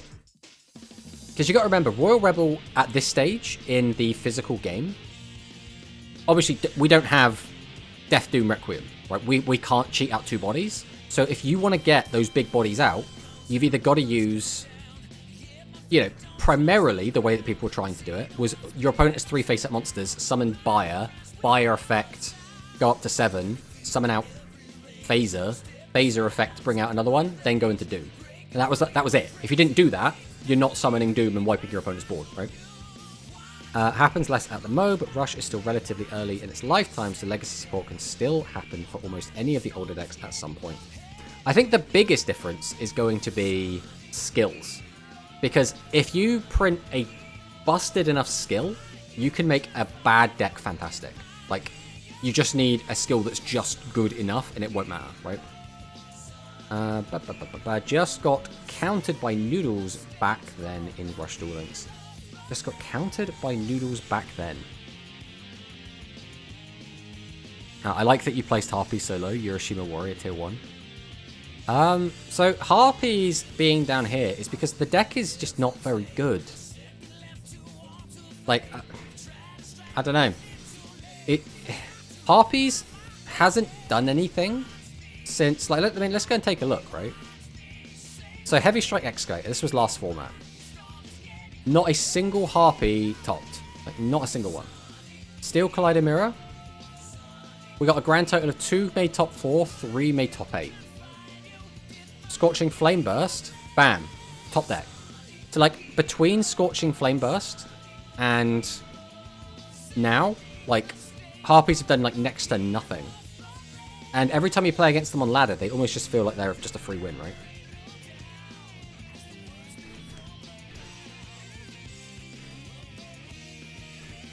Where is the skill adjustment for Blue Falcon? It, as in Royal Rebels. Royal Rebels got countered by Noodles back then. Yes, that's right. That's right. Okay. Yeah, in my opinion, so if we go back to Scorching Flame Burst again, Noodle Ninjas was a really good thing for the meta, in my opinion, because it kept 2 of the problematic decks down. Noodle Ninjas was almost unbeatable by Royal Rebels and Overlord. Like, if we come over here, once again, Royal Rebels is all the way down here, because, again, it cannot deal with the Noodle threat, and Overlord is, like, it's still putting up numbers, but, like, again, Noodle's, like, really keeping it down. As soon as Noodles gets hit, we're then suddenly seeing these decks, like, just popping off. And I like Royal Rebels, right? I like playing the deck. I like the cards. I think they're cool. I do, though, not like the fact that, again, like I said, they have just such good winning matchups into so many of the meta decks right now. And because of that, I would like to see this deck nerfed. And the problem is, unless something changes, I don't see them not being good. Even when fusions come out, like, Royal Rebels will still just counter fusions, right? Like, it's so awkward. If Noodle Ninjas didn't get a nerf and we're still live right now after the box, not a lot of decks could deal with it. I think it depends. Like, Cyburst and Machine always had, like, okay matchups into the Noodles. So, like, those 2 decks are still around, so they would still be able to deal with it. I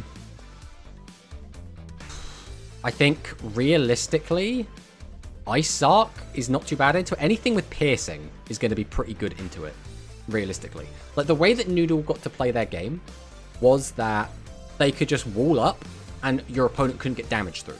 That was how Noodles won, right? Noodles' control games was more reactive. At least Royal Rebels and Machines, you can go more proactive in your plays to do stuff. I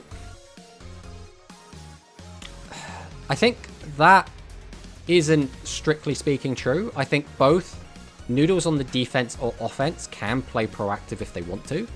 The only difference is the number of traps that they play, right? Now, obviously, traps are reactive by nature, but if you want to on the Noodle deck, you can just slap a load of monsters in attack mode, go aggressive, and slam your opponent in the face. And some people did do that. I mean, Limb 3 of the skill would have been enough, not both. I think... Right, so for me, my opinion is, I don't mind Noodles getting hit. I think Noodles was a cool deck. I personally really like the deck. I don't mind it getting hit and Konami saying, we don't want this in the game. That's fine. My only issue is that when you do that, and we don't realistically hit the other two best decks in a meaningful way, you're now just kicking one of the three kings off the throne and leaving the other two there. As well as it opened the floodgates for Royal Rebels and Overlord to potentially storm into the meta in a big way. And we did see that a bit. Now, obviously, these two decks didn't suddenly... They weren't running rampant. They weren't, like, destroying everything. Because Machine and Cyberse, it turns out, are still pretty good.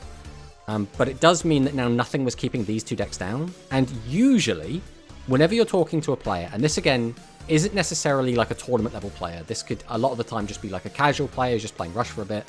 The decks that they will always complain about is Overlord and Royal Rebels. People just hate these cards, these decks. Because, again, Overlord can just steal games out of nowhere, and Royal Rebels punishes you for just playing normally. So, like, I think that's why generally people don't like these decks, because they don't like feeling like they have to play differently. Do you rate Psychic and Aqua as real tier 1 decks without the new box hype? So we were talking about that. So this is our current tier list right now, Hans. Also, welcome on in, Hans Andres. Obviously, congratulations on your... You did win, right? I'm now, like, sat here second-guessing myself. I do have the results over here. I can have a look. Congratulations on your tournament win with the Psychics. But yeah, this is our prediction. Again, this isn't our this is where everything is. This is where we think everything's going to land based on the results we've been seeing so far. That's what we're currently going with. The Noodle skill could have been changed to just shuffle a card in from hand if you want to add a normal monster from grave, then limit 3 extra. Yeah. I mean, realistically, I think either one or the other probably kills the deck. I say kills the deck. Like, the deck is still doing okay right here. We're going to right there, hanging out. Psychic was always tier 1 in our hearts. You have no idea how much... Like, because Psychic is such a cool deck, right? Even people that say they don't like Psychic really like Psychic. Like, did you watch Grand's stream where, like, we asked him what was his favorite Rush deck? And he was like, I really like this Monarch deck. And also Psychics. And I'm like, see? Even the people that hate Psychic love Psychic. It's just how it goes. Everyone likes this deck, especially the people that say they hate it. They really love it, and they just don't want to... They're being all tsundere about it. They're always like, oh, no, I don't like the Psychics. And it's like, no, you love the Psychics. You know you love the Psychics. But yeah, this is, like I said, this is where we kind of think everything is right now. We'll have to wait and see, because again, it would be weird, but possible. Machines just drop out of tier 1. I don't think that's going to happen. I'm not saying it's going to happen. I'm saying it's not impossible that it could happen. If it just turns out that the new decks have such good matchups into Machines that Machines just fall off, yeah, I mean, they could fall off. The problem with Machine, in my opinion, has always been they tend to end the turn on not many resources. Machines will oftentimes summon out a boss, summon out like one other monster and maybe a back row and then pass. Or summon out a boss, 2 little monsters, and then pass. And just not have as many resources, which is why I think the Blue Eyes Monarch deck punishes it so much, because they have so few resources that when you take them away from them, it feels even worse. Whereas a lot of these other decks don't care about that as much. Cyberse is another one which can end on low resources, but also if they do get the double tribute off, then basically they've used like 5 cards to make a 6-card board, which is quite nice anyway, so... But yeah, I think this is where... Right. Let me ask you, chat, right? Does anyone think there is anything glaringly wrong with this list? Does anyone think, man, that is in the complete wrong place? Or are people like, yeah, I could see this being where the meta goes?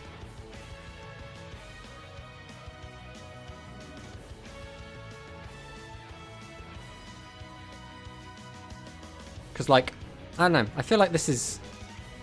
I think I'm reasonably comfortable with this as is. I think Royal Rebel beat all other deck in its tier. Yeah, I mean, you're not wrong. I mean, maybe Royal Rebel struggles a little bit into Overlord, and maybe a little bit into Seven's Axel Rogue, but, like, for the most part. Where is DM and Red Eyes Monarch? They're here. Monarchs are just now represented by Blue Eyes, that's all it is. Yeah, Psychics feel really fun to play compared to decks like Rebels, Machine, Bubble Error, or Blue Eyes White Dragon. They received new stuff. I don't think... So, I mean, Dark Magician's here. I don't think Dark Magician's going to be up here. Dark Magician's a weird one. Because, again, even these decks in Rogue, like, these can still take games off of anything above them. Like, these aren't infallible. Why is Vulcan still there? Vulcan is tier 3! Are you saying you really think Vulcan deserves to be lower than tier 3? To be honest, I don't feel like Worm is good at all. So, Worm has been doing... I mean, let's go back and take a look at the old spreadsheet, shall we? So this is the latest... This was last week, I guess, right? So if we take a look, Worm is performing, right? It has had 9 top 8 performances, it's won a tournament, and it's been in the top 4 3 times. So, like... No matter, like, our own personal bias, like, there is factual proof that the deck has been doing okay. Now, it doesn't have the 9 wins Machine has, it doesn't have the 5 wins Cybers has, but it still did win a tournament, so you have to put respect on the deck in some way, right? It has relatively consistently been doing okay, and it did pop off one time and win a tournament, right? So, yeah, there are other decks that are similarly strong as Vulcan. Yeah, but then I guess the question would then be, Whistling Bird, what would you want to do with Vulcan, and who would you put in the same tier as Vulcan? Because I think these 4 decks feel reasonably okay, like similar in power level. Oh yeah, I always forget that this list is based on tournament results. Oh yeah. We always base on the data. The thing is, right, so I spent 5 years at university, and I had it drilled into me that we do not make baseless accusations, right? If you want to write anything down, you are citing your source, and if you're writing any kind of opinion, you're basing it off of evidence. It's, you go in, you find a source, you use it, you reference it, you draw conclusions from it, and anything that you write that doesn't do that is meaningless. And that's just, like, how I've now had it drilled into me, of, like, if you just say, like, I don't like deck because... I think Aqua's bad because I played against it 3 times on the ladder and I beat it every time. I'm always like, that means nothing. What you said holds no water, right? It has no foundation. Also important is winning a Swiss tournament over a single elimination. Swiss means that the deck didn't get super lucky to win and had to play well a lot to win. That is very true as well. I don't want to go too much into the intricacies between a Swiss and a knockout tournament, just because knockout tournaments still are very valuable. Now, in a knockout tournament, the primary difference between a knockout tournament and a Swiss, in my opinion, is that you get seeded, right? When you go into top cut from playing a Swiss tournament, you are generally seeded, so if you did very, very well, you'll be playing against someone who did very, very poorly. Generally, like, if it's a top 16, for example, the first place seed plays against the 16th place seed, and then you'll keep staggering it like that. When you play a pure single elimination tournament, it is generally either randomized or based on order of sign up, and therefore there is no seeding, which means, you know, you might just get a really, really easy run because you didn't play against any of the good players in your half of the bracket. Now, I think, again, because of the community and how it does work, where we do have not as many players, and generally the quality of player in the Rush community has been rising. As we say, the rising tide raises all ships. In that regard, a lot of the time I'll be playing in, for example, a Quantum Cubes tournament, and I'll look at my bracket and be like, damn, there's like 8 really good players in here. This is actually a really hard bracket. But then I'll look at the other half of the bracket and be like, oh, there's 10 really good players over there as well. So it's just really difficult to like have a free run, I suppose, outside of, like, you know, your opponent doesn't show up or something, right? Like, if you just have a bunch of buys. But I think there was one tournament. I can't remember when it was. But it was one of these events. It might have been this Psychic. It might have been this Psychic, or it might have been this one. It was there was some tournament where there was a deck that had like the freest run. It had like a bye into opponent disqualified, into opponent like bricked out of their ass, and just like had like the freest run to like top 4. But like outside of stuff like that, in general, I do really like single elimination, and I also like Swiss, and I like double elimination. I think, like I say, all of them have value, right? Or you can just ask God which deck is strongest. I mean, you can ask God which deck is strongest. Again, I can't stop you from doing that. I'm not necessarily going to agree with that, so... the scientist in me always just gets too much info into discussing hypothesis. I mean, hypothesis... The thing is, it's one of those things as well. I love discussing the meta.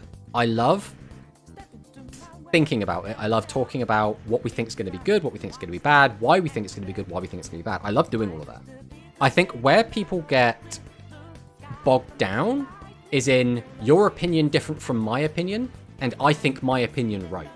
Whereas right now, I still think that the meta is too liquid. It's still too fluid for us to actually know what's actually good. So if someone comes out and they tell you X deck is the best right now, I'm just sat there like, that is an opinion.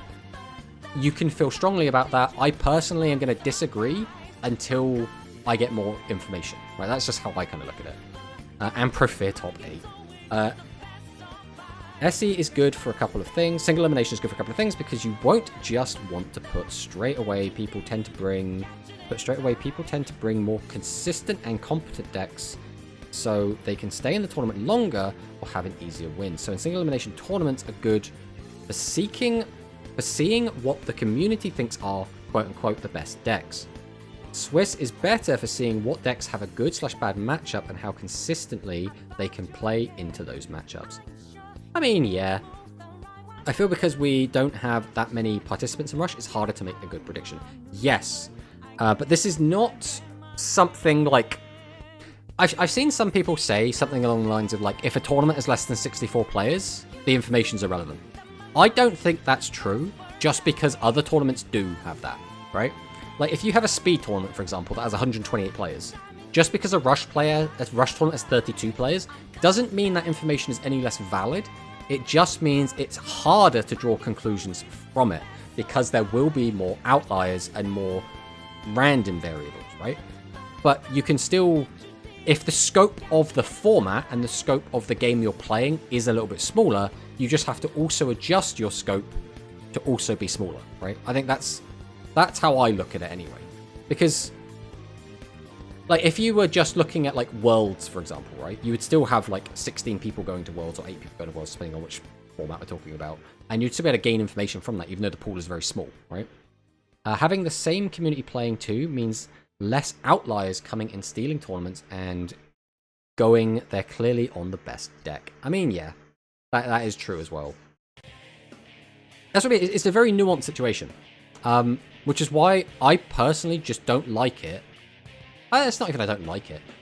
People will butt heads and they'll start arguing over little things like which is the best deck in the format. And I think it's good to discuss that. I think it's good to have that conversation. I think it's bad to then start arguing about it, right? It's good to talk about it. It's good to debate it. I think when it becomes an argument, it then just becomes unhealthy, right? And I do see that happen a lot where people do just start arguing about it. When, again, I like to think this is where this is going to be. And again, I am more than open to criticism if people think there's anything wrong with this, right? This is just, in my mind, this makes sense to me. You know, part of me really wants to do this just because the data of 1 week is telling me this. But at the same time, my like rational part of my brain is like, right, foot off the pedal. We'll see where this goes, right? People say Quantum Dailies are meme because it's single elim 64 players, but then Swiss tournaments, 170 people can get the exact same top 4 as my Orny. Well, first off, I think most people say that Quantum because they want to wind you up, right?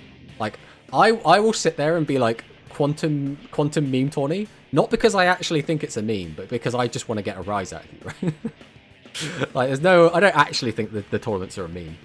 I play, obviously, again, in the Angel Cup every week as well as the Quantum Dailies, and I play in these single elimination tournaments because they are really fun to play in, and it is genuinely a really good competitive environment, right?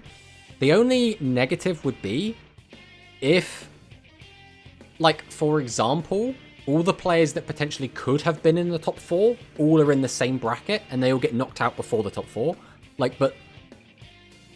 like, how often is that going to happen, you know? Like, if a week everyone decides to play new decks, that week might not be too representative of the deck's real strength. Yeah, exactly, Hans, exactly. But I know bad people / deck can make it far, but most of the time people who win are good. Yes, that is true as well. Rush is a format that is very luck dependent. If you find your traps, bearing in mind by traps we're talking about negate attack, or widespread, and slime, and your opponent does not find theirs, or if you get to destroy your opponents, and they don't get to destroy yours, you will just naturally have a better win rate. That's just how it goes. If you win the coin toss more often, you will just naturally have a better win rate. If you find Essel on turn 2 more often, you will naturally have a better win rate. You can be the best player in the room, playing the best deck, and you can still lose because RNG is a bitch, and it hits harder in Rush just because of the way the game works. Unfortunately, that is just a fact of the game. If you don't like that, or should I say, if you hate that enough that you don't want to play the game, Rush just probably isn't for you, which is a shame, but like that's just how it goes, right? Arguing is people going, but this does this, and this doesn't do that though. Like, no way decks do different things. Crazy. What makes a deck doesn't necessarily mean it needs to meet a whole checklist, but making a good deck means it ticks more of those boxes than it doesn't. Exactly. That is 100% true. It's not about doing everything, because no deck realistically does everything, and if it does, something's gone very wrong in the design space. It is about... It's like we say, a deck having a winning matchup against another deck doesn't mean it's always going to beat it. It means it should win more often than it loses, right?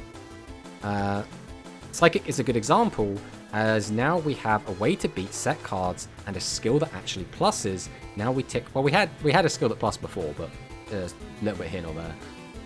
Skill that actually pluses. Now we tick more boxes than we don't, and can actually keep up with the decks already ticking those boxes. Yes. Yes, exactly.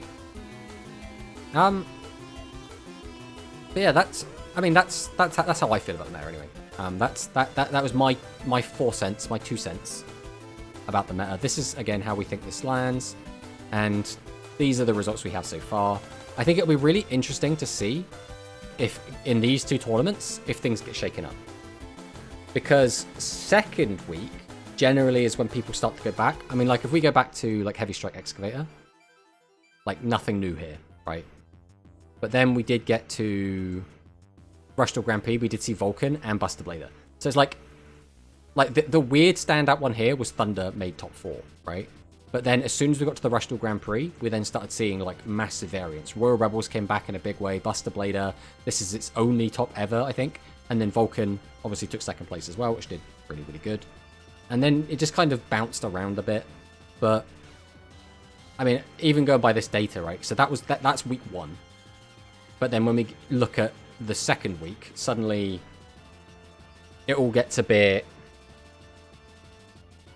I mean, I guess when you look at... this is kind of the opposite effect, I suppose. I don't know where I'm trying to, like, prove a point with this. This is the exact opposite of what we're seeing right now, where the old decks were still just really dominant, and then suddenly the new decks came in and did well over here. Whereas here, we're expecting to see the opposite, where we're starting to see we're expecting to see the old decks have a little bit of resurgence, but they might just not. They might just not. Who knows? Who even knows? We'll have to wait and see. God, we have been just rambling for such a long time. I think for now, it's probably a good time to call it, you know. We have been going for our 3 hours, which is basically what we always do. We always do our 3 hours. So we will go ahead and start a raid. And go to and try and end. Oh, the replay. Okay. Ah, do we have time for the replay? Do we have time for the replay? Do we have time for the replay? Okay. Okay, we're gonna do the replay, and then we're gonna raid. I think the raid's gonna time out. We'll have to do it again in a minute. We'll watch the replay. Because Zaki has been waiting patiently. We're gonna watch the replay. I've got to remember how to watch replays now. So we'll go friends. Zacky Boys. Replay. Alright, let's watch this replay. So it's a gold ranked replay. We're going to assume this is speed.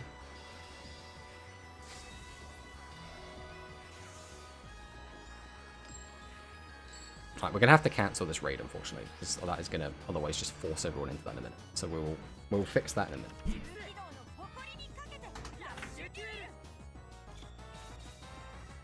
Okay, so we have set 5. Summon out Boltricorn. Oh, this is a rush. This is rush. Now, I can't believe I have been listening to this talk for 30 minutes. Meanwhile, can't even keep up with the lecture. Did you not enjoy the lecture? It was a great lecture. We are very much playing against a Buster Blader against our Dragon deck, but we have the absolute perfect card to counter it. As we slowly rebuff it. Slam into both these monsters, and we are playing Resonance. Okay, interesting, interesting. Witness the Dragon Destroyer does take back the Buster Blader, so the anti-Dragon deck against the Dragon deck. Summons out Build Dragon. So this is just Worm Buster Blader? Interesting, interesting. Lectures are boring, Rush is not.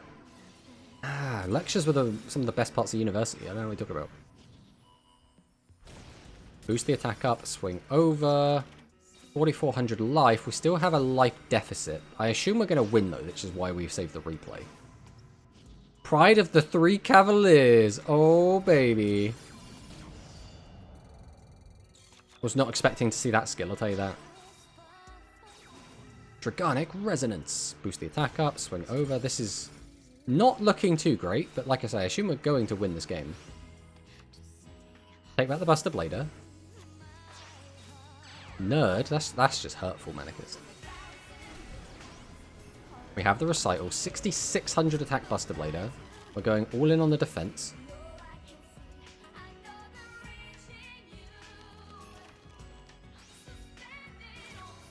Activate the negate attack. Still defensive. Slayer pop back row. Bunker strike draw 3 back. Dragonic Resonance. Boost the attack. Activate Dragon's Inferno. Pop another back row. We did hit the negate attack, which is pretty good, but our opponent still has an 8,600 attack monster, which is a little bit spooky. Tributes 2, summons out Build Dragon. Build Dragon brings back a card. Buffered Slime. So that's going to be the last defense we have. So we have to make a comeback here. Dragonic Pressure. Okay. Pitcher brings back another body. Tribute both. Summon. Activate Resonance. Boost both the levels. Pop the back row. And that's going to be lethal. There we have it. So, congratulations on the win, Zacky boys. And now we will be ending.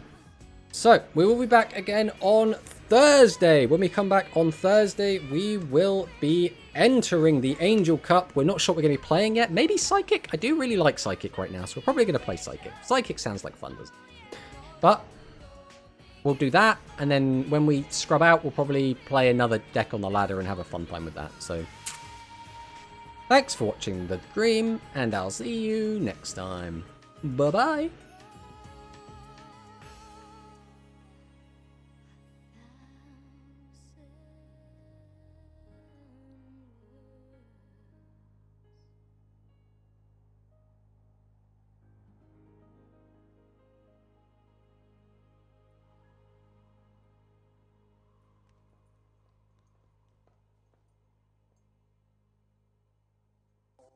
Peu de cartes qui va, malgré tout. Après, ça a l'air de